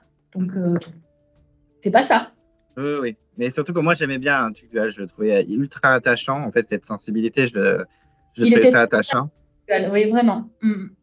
Et bon, bah, malheureusement, c'est fini. Et là, vous vous retrouvez donc tous ensemble. Comment tu as vécu ce favoritisme que les jeunes ont eu tout au long de la phase réunification avec tous ces colliers? Comment toi, tu as vécu ça? Parce que nous, en tant que spectateurs, et c'est pour ça que c'est une saison qui est énormément critiquée par les vrais fans, par les fans durs, en mode, mais en fait, la prod a fait ce qu'elle voulait, elle donnait des colliers à gogo, Magali a sorti 2 colliers dans l'aventure quand même. Voilà, comment toi, tu as vécu ça? Mal. Mal. Non, je ne vais pas faire, je vais pas faire genre, hein, mais je ne suis pas la seule. Hein, tous les vieux de l'équipe qui est resté jusqu'à la fin, que ce soit Romain, que ce soit Sébastien, mais qui a été éliminé très rapidement après la réunification. Mais Mélanie, Romain, Marguerite et moi, on l'a très très mal vécu, oui, ça c'est certain. Très mal vécu. On s'est posé des questions, beaucoup aussi. Hein. On s'est beaucoup posé de questions. Et voilà, donc on avait tout fait pour arriver ensemble à l'orientation. Et puis au final, ça se passe pas comme ça. Mais en même temps, bon, ça fait partie du suspense. C'est pour ça que Koh-Lanta est aussi, on va dire, médiatique à ce taux d'audience. C'est qu'il faut du rebondissement à chaque épisode. Il est bien évident que si tu sais qu'à la réunification, tu vas te retrouver avec 4 rouges sur les poteaux, 4 vieux, bah, on va dire que ça perd un peu de son suspense et ça peut perdre aussi, faire perdre des spectateurs parce que les gens sont blasés. Puis en plus, nous, on n'était pas spécialement populaires, les plus vieux, donc on ne sait pas spécialement ce que les gens avaient envie de voir en finale. Bah après, les gens sont populaires parce que la prod fait ce qu'elle veut. Enfin, si elle veut montrer Sandrine pas populaire, elle montrera Sandrine pas populaire. Oui, forcément, oui, non, mais c'est sûr. Moi, je dis souvent, hein, j'ai adoré faire Koh-Lanta. Je l'ai adoré faire cette aventure et je la referai avec plaisir. Mais c'est vrai que quand je l'ai vue, j'étais moins enthousiaste. Bah, du fait parce que déjà, résumer 3 jours d'aventure en 1 heure d'émission, c'est compliqué déjà, tu vois, de tout montrer. Voilà, il faut faire des choix. Voilà. Parce que, par exemple, Tiffany, au début, n'était pas montrée comme la Tiffany qu'on connaît aujourd'hui. Hein. On la voyait beaucoup pleurer, se plaindre. C'était pas. Et au fil de l'aventure, on a vu un parcours qui était très bien. Elle a gagné 2 immunités, etc. Mais en soi, Romain aussi a beaucoup gagné. Voilà, il y a plein de gens qui ont gagné des épreuves. Donc, mais bon, c'est vrai qu'en plus, même moi qui suis un assidu depuis la première saison, il y a des fois, je me fais embarquer par le montage. Je fais, ah non, c'est le montage. Fais attention. Enfin, je ne sais pas si tu as suivi la saison de cette année, mais Amri, qui a un montage incroyable, premier épisode, et après, un montage un peu dégueulasse. Voilà, faut faire attention. Oui, c'est souvent ce qu'on se dit quand on a fait Koh-Lanta et qu'on regarde les émissions d'après. Et qu'on partage ça avec sa famille, on se dit attends, non, peut-être qu'il n'est pas comme ça en vrai. Voilà. Ou peut-être que ça, que c'est pas, il faut remettre tout dans son contexte aussi. Voilà, voilà. C'est facile de son canapé avec des chips, de donner son avis. Donc la réunification commence. Première épreuve, c'est l'étoile. et c'est une épreuve qui a énormément marqué, parce que Sébastien, qui est quand même un aventurier qui n'a pas forcément énormément marqué la saison, nous fait une très très belle prestation sur cette épreuve. C'est un peu une référence hein, sur l'épreuve d'étoiles avec Candice de l'île au trésor ou Bernard de Malaisie aussi, qui avait été assez incroyable. Comment tu as vécu cette épreuve et surtout comment tu as vécu ce premier conseil où on était à 2 doigts du drame, puisque Marvin a été égalité avec Romain, il me semble, et que c'est au vote suivant où Maxime a encore fait n'importe quoi parce qu'il avait voté Fabien au premier tour. Comment tu as vécu tout ça? Ça fait beaucoup de questions, mais comment tu as vécu tout ça? Alors, bah, écoute, la première épreuve, déjà, alors nous, très naïvement, Mélanie, Romain, Sébastien, et moi-même, puisqu'on était les 4, bon, il y avait Marguerite aussi, mais Marguerite, elle a été souvent en électron libre pendant toute son aventure, si tu veux. On était vraiment les 4 très soudés dans notre équipe. Et pour nous, on est reparti très naïvement. Ça y est, on a récupéré les copains. C'est bon, on va y aller jusqu'à la fin. Voilà, il faut qu'on y aille, etc. Et puis on a quand même ce doute parce que moi je l'ai et je le dis pas parce que je raconte pas ce que me raconte Fabien où il veut éliminer Romain et Sébastien Oui. aux ambassadeurs, etc. Et puis finalement ça passe comme une lettre à la poste. J'ai envie de dire plus personne n'en reparle quand ils arrivent puisque Tuguel est éliminé. Moi j'en parle pas, je le garde pour moi surtout. Je me dis je vais voir, je vais essayer de leur retourner le cerveau. D'essayer avec, enfin, si je le dis à Mélanie, je le dis qu'à Mélanie, je n'en parle à personne d'autre. Puis je me dis, je vais, une fois que Maxime et que Fabien seront avec nous, on va arriver à les faire entendre raison, si tu veux. Donc, il y a cette épreuve, donc cette épreuve sur laquelle moi, je finis aussi peu de temps, enfin, je tiens sur cette épreuve. Et alors, cette épreuve, d'ailleurs, me prouve qu'il faut, enfin, après, c'est là que je deviens volontairement une merguez, on va dire. Parce qu'en fait, j'ai donné beaucoup d'efforts pendant le collectif pour ne pas être éliminée, pour être utile au collectif, si tu veux. Puis en plus, moi, venant du rugby, je connais ça, hein, l'esprit d'équipe. Et là, je me retrouve dans une épreuve individuelle où là, finalement, je me débrouille pas trop mal. Et à la fin, j'entends, putain, mais Sandrine, elle est forte quand même, il va falloir se méfier, etc. Donc là, tu vois, je surprends une conversation le soir et je me dis, là, il faut arrêter. Donc là, il va falloir y aller la coulée douce. En plus, j'avais mal au genou, donc je me suis dit, tiens, je ne vais pas me mettre en péril le genou, si tant est que je puisse faire quelque chose. Donc, il y a Sébastien, et j'apprends après que Fabien et Maxime voulaient absolument qu'on tienne avec Mélanie pour que Sébastien ne gagne pas l'immunité. Parce qu'ils avaient l'intention de voter contre lui. Donc, c'est là qu'on essaie, on a cette tentative avec Mélanie de leur retourner le cerveau, de leur expliquer que non, qu'ils sont du cinéma, enfin voilà, une mauvaise idée de ce qu'est Sébastien. On leur raconte notre aventure avec lui, etc. Et on essaie de les persuader. Puis, on tente de prévenir Romain et Sébastien, le fameux conseil d'après, hein, où là, il n'a pas l'immunité. Tu parles de celui où il se fait éliminer, Sébastien? Je parlais dans ce camp Marvin. Il y a déjà l'histoire de Marvin. Donc, ouais. Donc, là, il y a ce premier truc. Donc, voilà. Donc, je te dis, avec Mélanie, on essaie de faire changer les choses. Et puis, on discute beaucoup avec Romain et Sébastien. Romain qui avait toujours son collier à l'époque. Oui.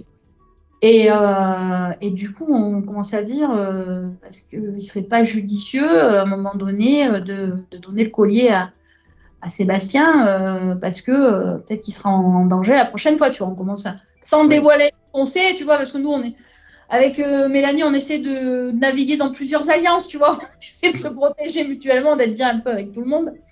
Et puis Romain et Sébastien, enfin Sébastien se sent absolument pas en danger, mais vraiment pas. Romain non plus, il le sent pas, il dit non. Et puis nous, on essaie de refaire un travail de sape avec Maxime et Fabien, et là, ils nous disent pas la vérité en fait. Enfin, Maxime ne nous dit pas la vérité. Hein. Il juge, je pense même que d'ailleurs, il nous dit qu'après, il avait mis son vote au dernier moment. Voilà. Parce que c'était pour une histoire, je pense, à l'époque, voilà, d'ego. C'est vrai que Sébastien, au départ de Maxime, quand on s'est séparés, tu vois, au bout de 10 jours, au début, c'était Maxime le leader du camp et Romain le leader des épreuves. Et puis, quand la séparation se fait, c'est Sébastien qui prend ce rôle-là de leader du camp, qui prend la place de Maxime, qui commence à diriger les repas, les machins, enfin tout sur le camp. Et quand Maxime revient, qui était lui resté le leader dans son camp des jeunes, et bien là on a 2 leaders qui s'affrontent. Et c'est là qu'à ce moment-là, Maxime au dernier moment, enfin toute la journée, il n'a pas su s'il faisait, il faisait pas, tiraillé entre son pacte avec les anciens et puis son ego, je pense. On était là sur typiquement une guerre d'ego où voilà, j'ai envie de récupérer ma place de leader, quoi. Ouais, très clairement. Voilà. Bon, il a finalement voté Marvin, donc Marvin, bon, deux fois trahi par Maxime. Et, mais bon, après, c'est le jeu, hein, on est dans koh donc au bout Ouais. d'un moment, il faut accepter. Hein. Ouais. Et vient ensuite donc, le conseil où Sébastien se fait trahir par Fabien et Maxime. Surtout qu'à Ouais. la base, c'était la petite Tiffany qui était visée, puisque vous, les anciens, qui étaient vraiment dans la Et ouais. vraie alliance, Tiffany était un peu celle qui. Pourtant, en plus, j'ai le souvenir que toi, ça allait bien avec Tiffany, mais que Magali, ça passait pas du tout. Alors, ça, c'est ce qu'on vous a montré à l'écran avec Magali. C'était pas du tout ça. Non, Magali, on se connaissait pas déjà, premièrement, on se connaissait pas. C'est vrai qu'il y a eu un conseil où j'ai dit on ne se connaît pas, mais on se connaîtra Hum, pas. Voilà, hum. c'était une phrase pour faire du zèle, je pense que j'ai dit, hein, qui a été reprise après, pas sur le moment d'ailleurs. Elle a été reprise après. Et donc, non, Magali, d'ailleurs, dès qu'elle arrive, on commence à sympathiser parce que c'est une maman, moi aussi. Elle commence à me parler un peu de ses histoires. Elle a refait sa vie avec un conjoint, tout ça. Moi, je suis divorcée, donc on parle de ça. Et en fait, voilà, on s'entend sur le camp. C'est pas moi. Enfin, Magali, c'est pas moi qu'elle énerve le plus hein, dans le camp. Sauf que c'est moi qu'on montre. Hein. Voilà. Oui. Bon, il faut le savoir. Tiffany, elle, pourquoi on l'avait mise toujours pareil, comme tube dual, c'est-à-dire qu'on a eu une nuit où on prend la flotte toute la nuit, où Tiffany, elle est mal, elle n'en peut plus, elle veut abandonner, elle fait que pleurer, elle est très très mal toute la journée. Et là, on se dit, c'est le moment pour Tiffany de partir, pour aller d'ailleurs si tu veux, dans le prolongement de notre stratégie. Hein. Voilà, il y a une personne qui est en difficulté, elle fait partie des jaunes qui plus est, donc on va voter contre elle. Sauf qu'à ce moment-là, effectivement, j'essaie d'alerter Romain quand même, de dire, tu crois pas qu'il faudrait donner ton collier à... Voilà.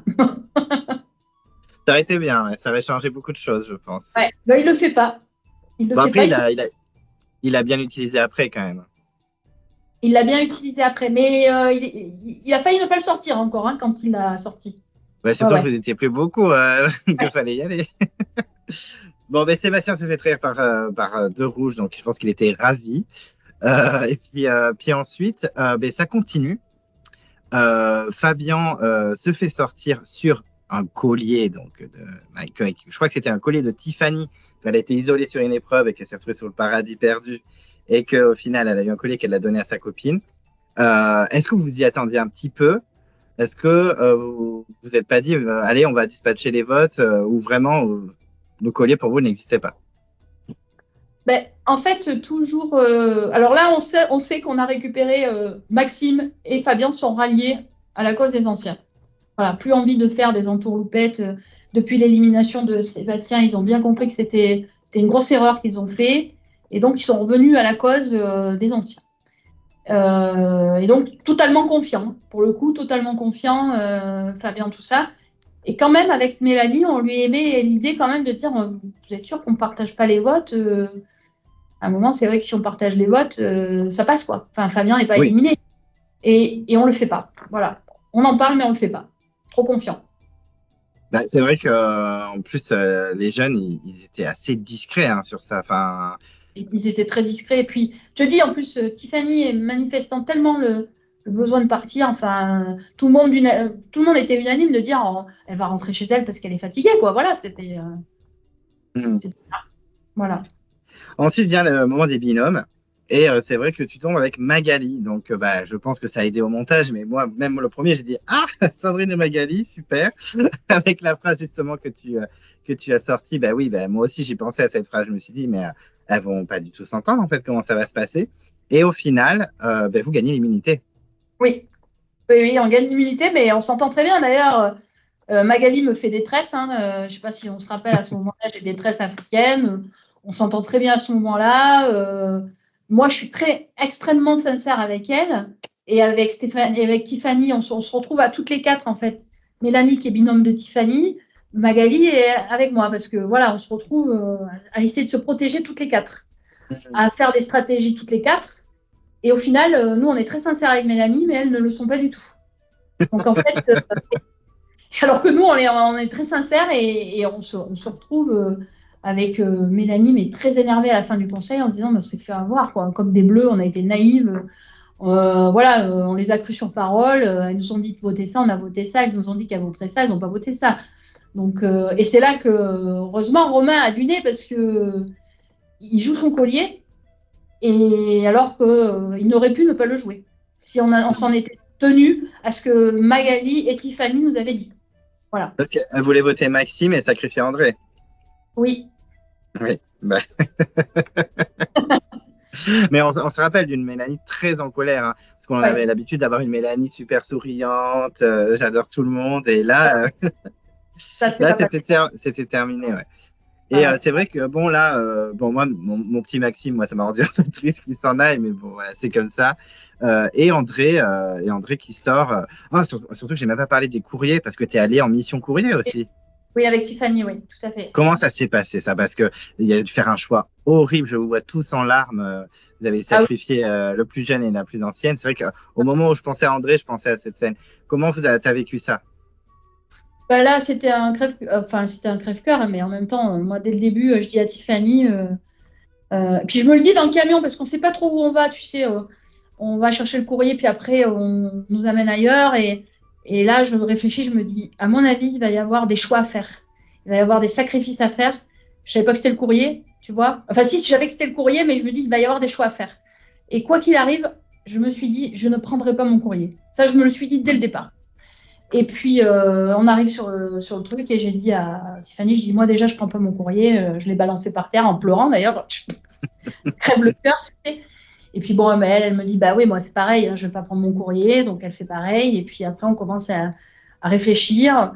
Tiffany essaie de me persuader de prendre le mien parce que, voilà, elle estime que Fabien, par exemple, ne mérite pas d'avoir son courrier parce qu'elle avait une banque contre lui à ce moment-là, ou c'était stratégique peut-être de dire comme ça Sandrine va prendre son courrier et elle sera mal vue par ses collègues, ou enfin, tu vois, je sais pas, à ce moment-là, ce qui se passe dans sa tête, je ne sais plus à force, tu vois. Et donc, on décide de se dire, ben, c'est con, mais on s'imagine, tu sais, les enfants devant la télé qui ont fait des dessins, etc., qui ont envie, c'est une expérience unique de voir que son papa ou sa maman qui ouvre les dessins qu'on a pu faire. Et on s'est dit que forcément Marguerite et André, ils n'auraient pas ça.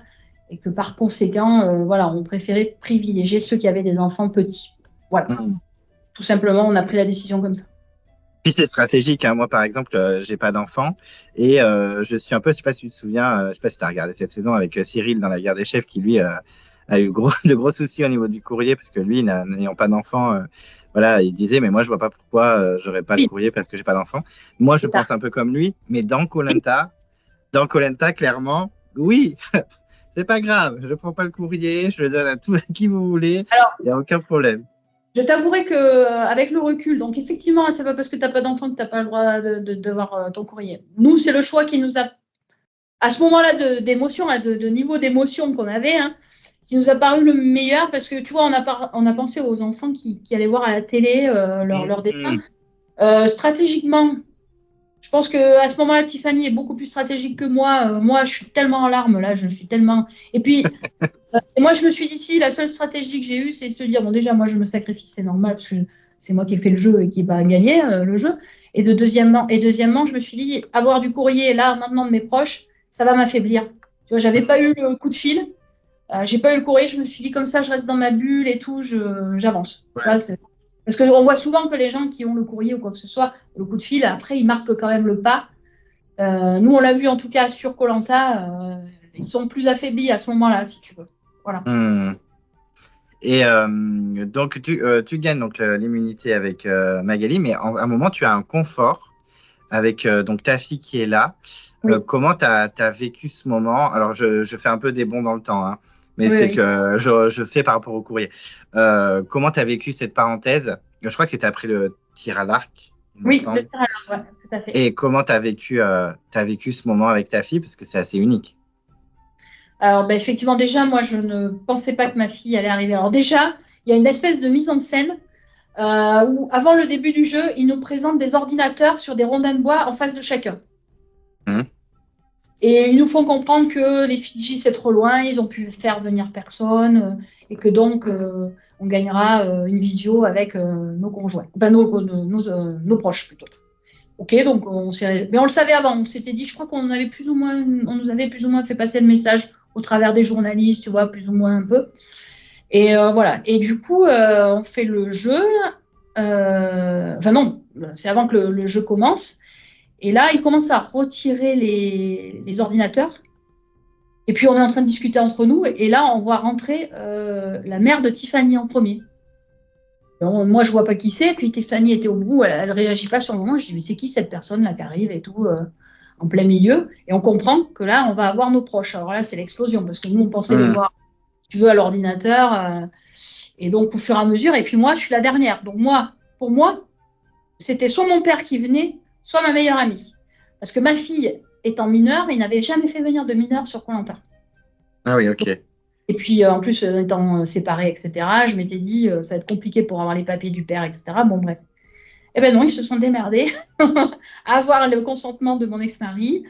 Et quand je la vois arriver, mais c'est comme si, je le dis, hein, j'ai le même cri que quand j'ai accouché, quoi. C'est mon bébé. Je la vois arriver, je m'attendais à voir mon père, tu sais. Je vois arriver ma fille qui était tout pour moi, hein, qui est toujours tout. J'ai une autre fille depuis, mais qui est tout dans ma vie. J'ai plus qu'elle, je suis célibataire et là, elle arrive, mais j'ai pleuré, mais j'ai eu un espèce de sentiment. D'ailleurs, la prod m'a dit, on en a vécu des moments comme ça de proches, mais quand votre fille est arrivée, il y a une espèce de sérénité, enfin, d'émotion qui a envahi tout le monde hein, quand elle est rentrée, parce que voilà, parce que c'était rare qu'il y avait eu la mère et la fille, tu vois, c'était Hmm. souvent les conjoints, etc., ou les enfants plus grands et les parents plus vieux. Mais là, c'était vraiment la première fois qu'on avait une mineure qui venait. Voilà. Donc, c'était très, très intense. Mais c'était parce que c'est Magali, je crois, qui a gagné cette épreuve. Oui. Mais en fait, c'est elle qui a choisi. Je ne sais plus comment ça s'est passé, comment tu as réussi à Alors, en avoir. fait, Ah non, c'était le. elle gagne ses preuves, mais Mélanie, avant de partir, m'avait donné ce qu'elle avait gagné sur le paradis perdu, c'est-à-dire un confort. C'est ça, oui, tu as raison. Et qu'elle se gardait, elle, pour si elle gagnait pas celui-là. Hmm. Et quand elle est partie, elle me le donne. Voilà. Et donc, c'est donc super moment. Voilà, moment, une parenthèse inattendue dans cette aventure. Comment tu as vécu, là, on retourne dans le jeu. Donc, déjà, on a Maxime et André qui sont partis, mais malheureusement, à cause d'un Bernard l'ermite ou d'un crabe, je ne sais plus, qui fait sursauter Mélanie. Comment tu as vécu le départ de Mélanie, qui serait clairement allée beaucoup plus loin, je pense, dans l'aventure, et le retour de André suite à une épreuve face à Maxime? Alors, le départ de Mélanie, ça a été un crève-cœur. En plus, bon, le fait de voir ma fille, ça m'avait. Ah non, ça c'était après, pardon. Oui, Euh, le départ de Mélanie, il n'est pas forcément prévu. C'est-à-dire que elle se blesse. Elle se blesse, Bernard l'ermite, et puis le soir, elle a des soins qui lui sont prodigués. Et puis, pour nous, elle va avoir un traitement qui va lui permettre de faire les épreuves le lendemain. Et puis, au dernier moment, au brief, si tu veux, donc, il la retient, le médecin la retient, et puis nous, on se met en place sur l'épreuve, et puis Denis commence et elle ne revient pas, et là, on comprend que sa blessure, voilà, qu'il va y avoir quelque chose, il va se passer quelque chose avec sa blessure, que certainement le médecin ne va pas l'autoriser ou quoi que ce soit, c'est ce qui se passe. Donc, si tu veux, c'est très soudain au départ, quand mmh. on est arrivé. Donc ça, ouais, ça a été vraiment très intense, parce que moi, c'était mon binôme. On a avancé tout le temps ensemble, et d'un coup, je me retrouvais séparée d'elle, et ouais, c'était compliqué. Mm. Et surtout qu'en plus, enfin, Pas honnêtement, je mérite, pense. Ah voilà. non, Ouais. elle aurait Voilà. pu vraiment aller au bout, Ah oui, et en plus, elle serait allée au bout, oui, oui, et Mélanie. en plus, elle aurait potentiellement remporté l'aventure si Ah oui, elle se retrouvait face à Magali ou Tiffany, c'était réglé, hein. tout à fait. Ah oui, oui, ça c'est sûr. Mm. Donc, Mélanie quitte l'aventure. Il y a beaucoup de fans durs qui aiment beaucoup Mélanie, hein. Elle est quand même assez soutenue par les fans durs. Et ensuite, ça s'enchaîne avec Romain qui est éliminé au conseil suite à un nouveau collier trouvé dans un coffre. Bon, bah, sur le camp, c'était un peu spécial, hein, ce passage.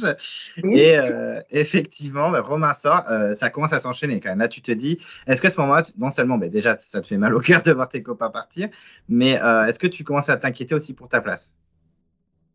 Alors oui, je commence à m'inquiéter. Puis en plus, je te dis, bon, c'est là qu'entre-temps, je vois ma fille, donc tu as les émotions qui sont un peu plus décuplées, tu deviens plus sensible. Mélanie étant partie.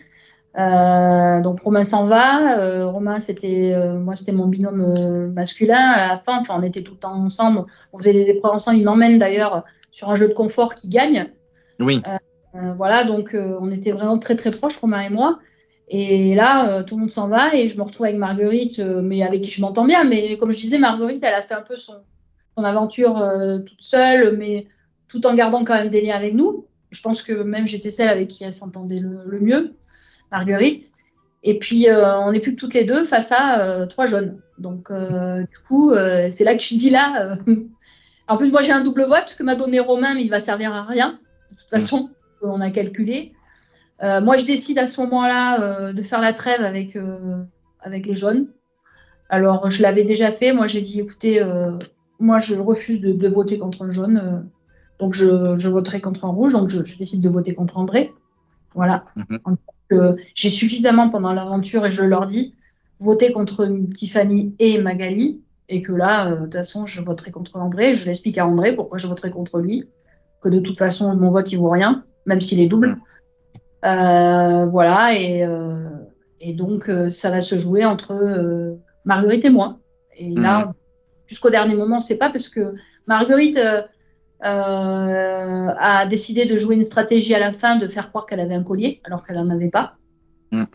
Moi, je ne joue pas du tout cette stratégie-là. À la fin, moi, je suis comme j'ai envie d'être, c'est-à-dire je pense que c'est mon dernier jour. Je profite de tout le monde. Je pars à la pêche avec André.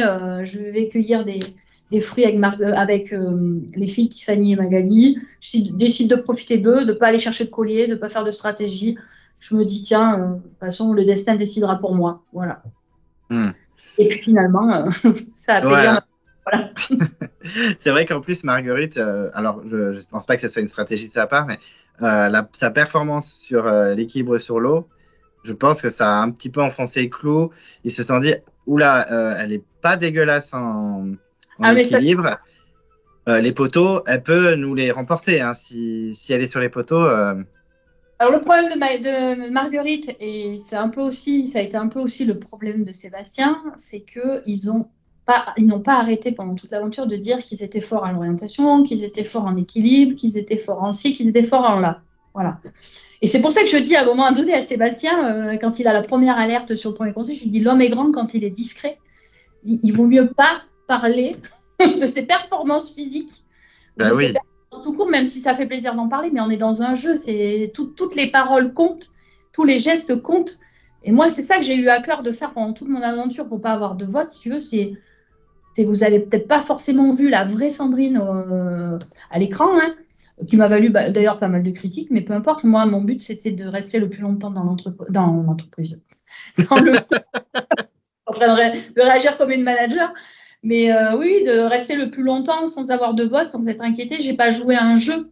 J'ai juste été discrète. Voilà. Je me suis pas mise en avant. Les comportements que j'aurais pu avoir dans la vraie vie, je les ai pas eus. Je les ai restreints. Mais parce que je savais que c'était ma stratégie à moi. On m'a demandé d'ailleurs, on l'a pas montré à l'écran, mais à la fin, quand je sors de l'orientation, on me demande c'était quoi votre stratégie. Je dis moi, ma stratégie, c'était l'assertivité. L'assertivité, c'est une des qualités qu'on demande à un manager, c'est d'arriver à mettre en place de la manipulation positive, c'est-à-dire par tes actes et tes paroles, ou l'absence de parole par moment, ou bien placer. Voilà, c'était ça ma stratégie, moi, c'était de me sauver et d'arriver à passer au travers des mailles de tout le monde et d'être bien vu par tout le monde. Et je pense que je l'ai été du début jusqu'à la fin et que je n'ai surtout pas fait peur. Parce que quand je te dis la première épreuve de l'étoile, là, que j'ai une Stéphanie, une Magali derrière un buisson, quand le soir, tu sais, on se rafraîchissait, les filles et tout, elles n'ont pas vu, je les entends dire, il va falloir se méfier de Sandrine parce qu'en fait, elle est forte. Voilà, je dis à partir de là, on va y aller tranquille. Mollo. Mais tu disais en plus, oui, j'ai tout fait pour pas me faire voter. Tu as 0 vote. Non, jamais de vote, ouais. Ouais, ouais. Et en plus, c'est aujourd'hui que je l'apprends parce que, par exemple, bon, je sais pas si tu as vu toutes les saisons, mais la saison de Joe Orr avec Chantal et Bruno, à chaque fois, j'arrête pas de dire Bruno, en plus, super social, zéro vote pendant toute l'aventure, nanana. Il a exactement le même parcours que toi puisqu'il sort à l'orientation. Et en fait, toi aussi, c'est à ce moment, c'est tout à l'heure quand je regardais un petit peu les votes pour me remettre un peu dans le bain de la saison, je me dis, mais en fait, Sandrine, elle a eu zéro vote. Ouais, C'est zéro. assez ouf, c'est une super performance sociale quand même. Ah oui, oui, je te dis, j'étais quand même assez fière de ça à la fin, me dire, voilà, ma stratégie à moi, elle n'a pas forcément été vue ou comprise ou montrée au grand public. J'ai souvent été targuée d'être la personne, la vieille, grosse, forte comme ça, mais faible physiquement, pas bonne dans les épreuves. Ouais, peut-être. Alors c'est vrai que ça a chagriné beaucoup ma fille sur les réseaux Mhm. sociaux. J'ai Ah bah d'ailleurs, oui. voilà, j'ai d'ailleurs un peu mis l'eau là, tout ça. J'ai tout coupé à un Mhm. moment donné. Mais je m'en fiche parce que moi, je suis restée jusqu'à la fin dans koh J'ai fait 42 jours. Et rien que pour ça, je recommencerai et le ferai de la même manière. Ou enfin, je changerai peut-être deux, trois trucs, mais en tout cas, même si je dois passer pour une quiche à l'écran, c'est pas grave. Mhm. Voilà. Bah, en attendant, donc zéro vote, dernière ancienne, équipe des anciens, Oui, oui. face aux trois jeunes, bon, qui a été un peu en plus aidé, donc bon, forcément ça aide. Et tu te retrouves à l'orientation, une orientation qui a duré très longtemps. Oui, oui, oui. Je crois que c'était André et toi à la fin. C'était. C'était André et moi, oui, oui, tout à fait. Très, très, très, très longue. Qui a, oui, enfin, on était quasiment à la nuit hein, quand on s'est arrêté. Mhm. Mais c'était extrêmement long, oui. Et surtout qu'en plus, on a Magali qui l'a trouvé juste devant toi, je crois, en plus. Oui, parce qu'en fait, alors, je tiens à rétablir une vérité, puisque je lis partout dans les Wikipédia que je suis une quiche de l'orientation et que je ne sais pas me servir d'une boussole. C'est d'ailleurs ce que je dis à Denis hein, au conseil final, mais vous ne l'avez pas vu. Je sais me servir d'une boussole. Je suis entraînée pour me servir d'une boussole. On me voit à l'écran avec ma boussole comme ça. Pourquoi on me voit à l'écran avec ma boussole comme ça? C'est que avant elle est comme ça, mais que j'ai Magali qui a perdu sa boussole, qui est à côté de moi, qui est vraiment à côté de moi et qui regarde ce qui se passe sur ma boussole. Donc quand elle s'approche de moi, je fais ça pour pas qu'elle me suive. Parce qu'il faut savoir que Magali a perdu sa boussole et qu'elle Oui. me suit à la lettre. Et que moi, je suis tellement stressée. Je mets ma boussole comme ça. Elle est vraiment, quand je te dis qu'elle est à côté, elle est à côté. Hein. Elle n'est Mhm. pas elle est à côté. Elle me suit. Et donc, moi, je commence et je vois la bonne direction et je remets tout de suite comme ça. Donc, c'est compliqué Oui. d'arriver à caler quelque chose. Et donc, je fais quand même 52 pas ou 56 pas. Alors, je ne dis pas qu'il y a du favoritisme, mais entre 52 pas et certains qui en ont 10 ou 12, c'est quand même pas la même chose en termes de déviation de trajectoire. Mhm. Voilà, donc je fais 52 pas et que eh ben, c'était juste à côté, là où elle se trouve, et qu'elle le trouve avant moi. Voilà, c'est tout. Oui. Donc voilà, mais je sais me servir je tiens à rassurer tout le monde. Je ne suis pas allée à koh sans me servir d'une boussole et je savais me servir de ma boussole. Sauf qu'à ce moment-là, on me filme avec la boussole comme ça parce que je la cache à Magali, tout simplement. Bon, ben, en tout cas, content que cette vérité sorte enfin, parce que c'est vrai que ça n'a pas du tout été montré à l'écran. Mais en tout cas, voilà, tu t'es quand même super bien battu. T'es arrivé à l'orientation face aux trois jeunes. Une fois que les trois jeunes sont qualifiés, bon, pas de mystère. On sait que André a de grandes, grandes chances de l'emporter, Oui, quoi il a qu'il d'ailleurs arrive. tous les votes sauf un, je crois. Oui, ben Magali qui a soutenu sa copine parce qu'elle savait très bien que André allait recevoir tous les votes. Bon, André, moi, c'est quelqu'un que j'aime bien, je le trouve plutôt sympathique et tout. C'est vrai que le fait qu'il a été un peu aidé, tout ça, en plus, il a été éliminé, il est revenu, ne fait pas de lui un gagnant incroyable, mais socialement, quand même, a réussi à, à rentrer dans le cœur de tous les anciens. Donc, c'est déjà pas mal. Ouais. Comment tu as vécu cette fin d'aventure quand tu sors du jeu, que tu vas arriver au conseil et que tu sais très bien que tes petits camarades rouges vont être très déçus de te voir arriver? Et Oui. comment tu as vécu ce conseil final? Alors ben déjà, je suis isolée pendant une journée, hein, pendant le temps que tout le monde fasse les épreuves des poteaux. Donc je suis isolée toute seule et j'attends que ça se passe. Et puis j'arrive. Alors je suis un peu délivrée à la fin de l'orientation parce que, bon, en même temps, je voulais continuer, mais bon, c'est aussi une délivrance parce que maintenant je vais pouvoir raconter, je vais pouvoir enfin, profiter et retrouver les autres. Et puis j'arrive au conseil final, donc là, je suis un peu émue et un peu honteuse parce que je me dis que les rouges, bah, ils avaient encore un espoir. Voilà, si j'étais arrivée, je pense que si j'avais pu faire les poteaux et être choisie ou gagner les poteaux ou être choisie, je pense que je remportais koh parce que vu Ah, le ben nombre oui. qu'il y avait dans le conseil, voilà. Mais c'était pas que, enfin, je pense que voilà, il y a des gens qui ont pleuré. Mélanie pleure, Romain aussi quand j'arrive au conseil final parce qu'ils sont déçus de me voir arriver. Et moi, je suis aussi prise d'émotion parce que j'ai l'impression que je les ai déçus. Voilà, je les ai Hmm. déçus. Je suis déçue, j'ai déçu ma fille. Voilà, c'est une grosse déception. Et puis après, quand je vois arriver, je suis rassurée quand je vois arriver André. Je vois que c'est lui qui a gagné les poteaux. Oui. Et je me dis, tiens, bah, finalement, c'est cool parce que c'est quand même une partie des rouges qui est là. Et puis c'est Ouais. parce que, avec André, on était deux poteaux, hein, vraiment deux potes rugbyman. On se racontait des blagues, on avait beaucoup. Puis moi, j'avais l'âge de. Enfin, je pouvais être sa mère, hein, puisque. Voilà. Ils ont d'ailleurs bien approché ma fille et lui par la suite. Ils se sont bien entendus par des rencontres qu'on a pu faire. Donc voilà, j'étais quand même fière et heureuse que ce soit André parce que c'était un bon gars, un très bon gars et un rugbyman. Mais d'ailleurs, je suis très contente de le voir revenir, hein. Quand il revient, on est prête pour L'épreuve, oui. l'épreuve du tir à l'arc et que c'est vraiment très spontanément. D'ailleurs, Marguerite ne comprend pas. Elle me dit, mais pourquoi tu es contente qu'il revienne, André? Parce qu'il aurait mieux valu Maxime, parce qu'il était avec nous, il aurait voté contre les jeunes. Mais Maxime étant parti très en colère d'avoir été éliminé, que des lui, je me disais, non, je pense pas qu'il soit content. Il va venir se venger. Et puis André, moi, je m'étais toujours bien entendu avec lui, donc j'étais contente de le voir. C'était vraiment spontané, hein, quand je le vois. Voilà, arrivé. Hmm. Donc voilà, j'étais contente. Et comment t'as vécu le retour en France auprès des tiens, auprès de tes proches? Alors, déjà, je fais un voyage où je me liquéfie complètement, hein, pour ne pas passer les détails, mais le transit intestinal, quand tu Ah reprends un oui. métier, c'était très, très, très intense quand même, hein.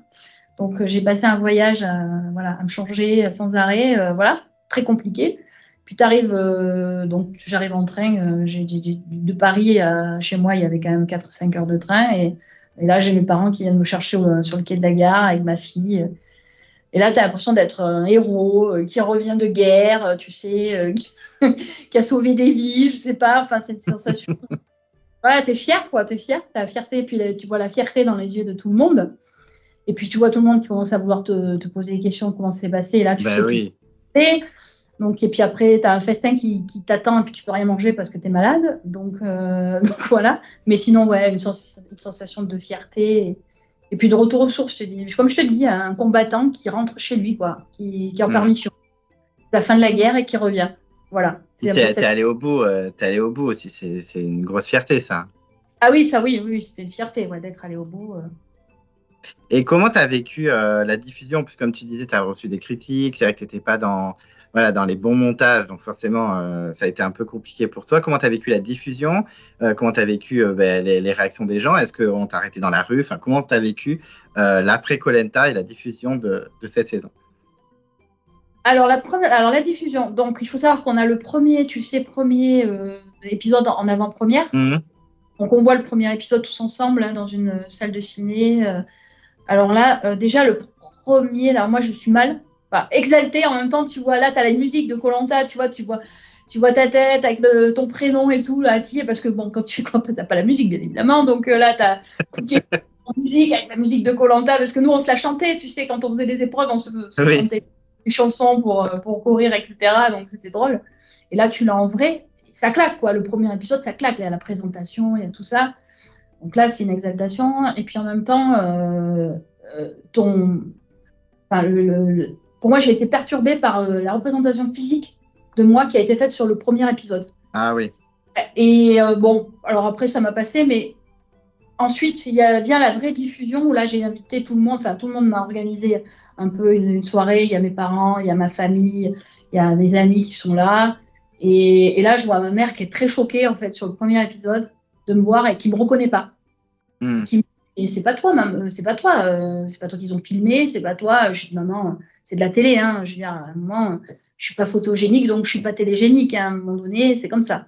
Puis après, ça s'estompe avec, tu vois. Puis je pense qu'il y a aussi le fait que les gens qui ont beaucoup perdu de poids, dont je fais partie, hein, les trois qui en ont perdu le plus, c'est André, Fabien et moi. Donc les Mhm. gens les plus grassouillés, on va dire, hein, au départ. en ce qui me concerne, et puis même Fabien le disait, hein, lui, il avait pris du gras exprès.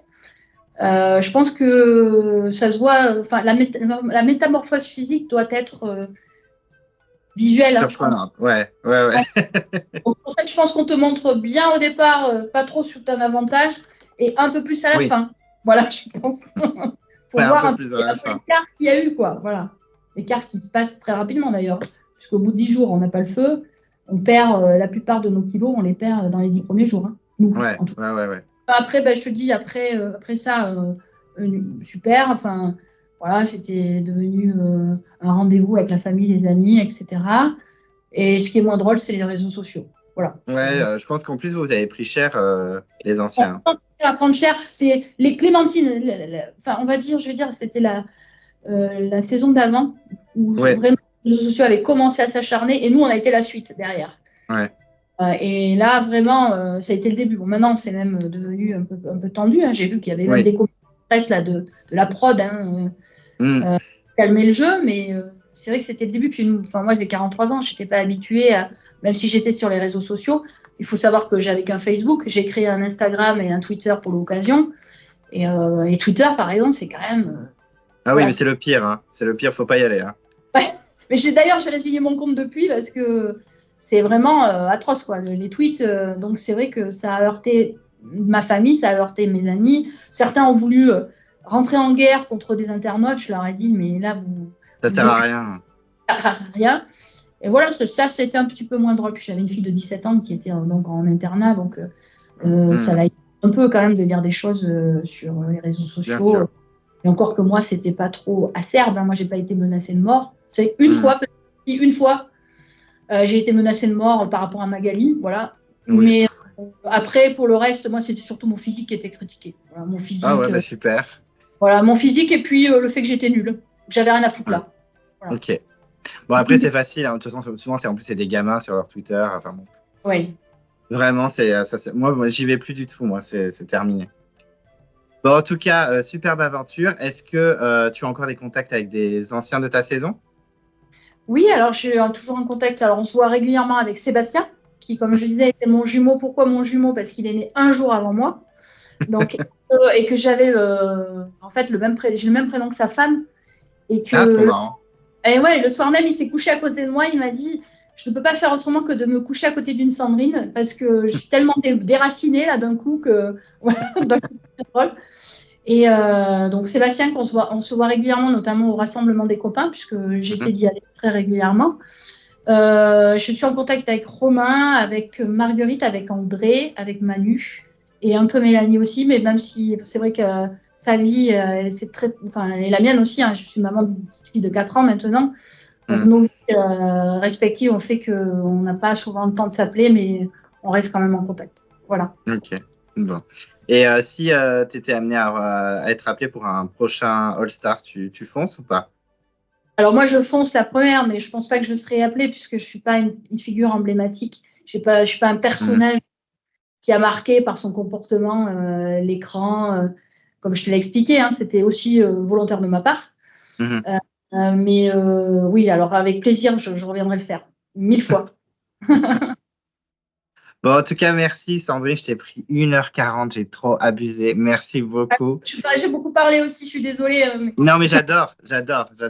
Vraiment, merci. Merci d'avoir pris du temps pour moi, merci d'avoir pris du temps pour les abonnés. Ils seront contents de voir ta vérité, tes souvenirs, ton ressenti sur l'aventure. Ça fait vraiment plaisir. C'est pour ça que j'adore ces échanges, parce que vraiment, on a la vraie vérité et surtout les souvenirs et les ressentis des candidats. Donc, c'est un vrai plaisir. Merci beaucoup d'avoir partagé ça avec moi.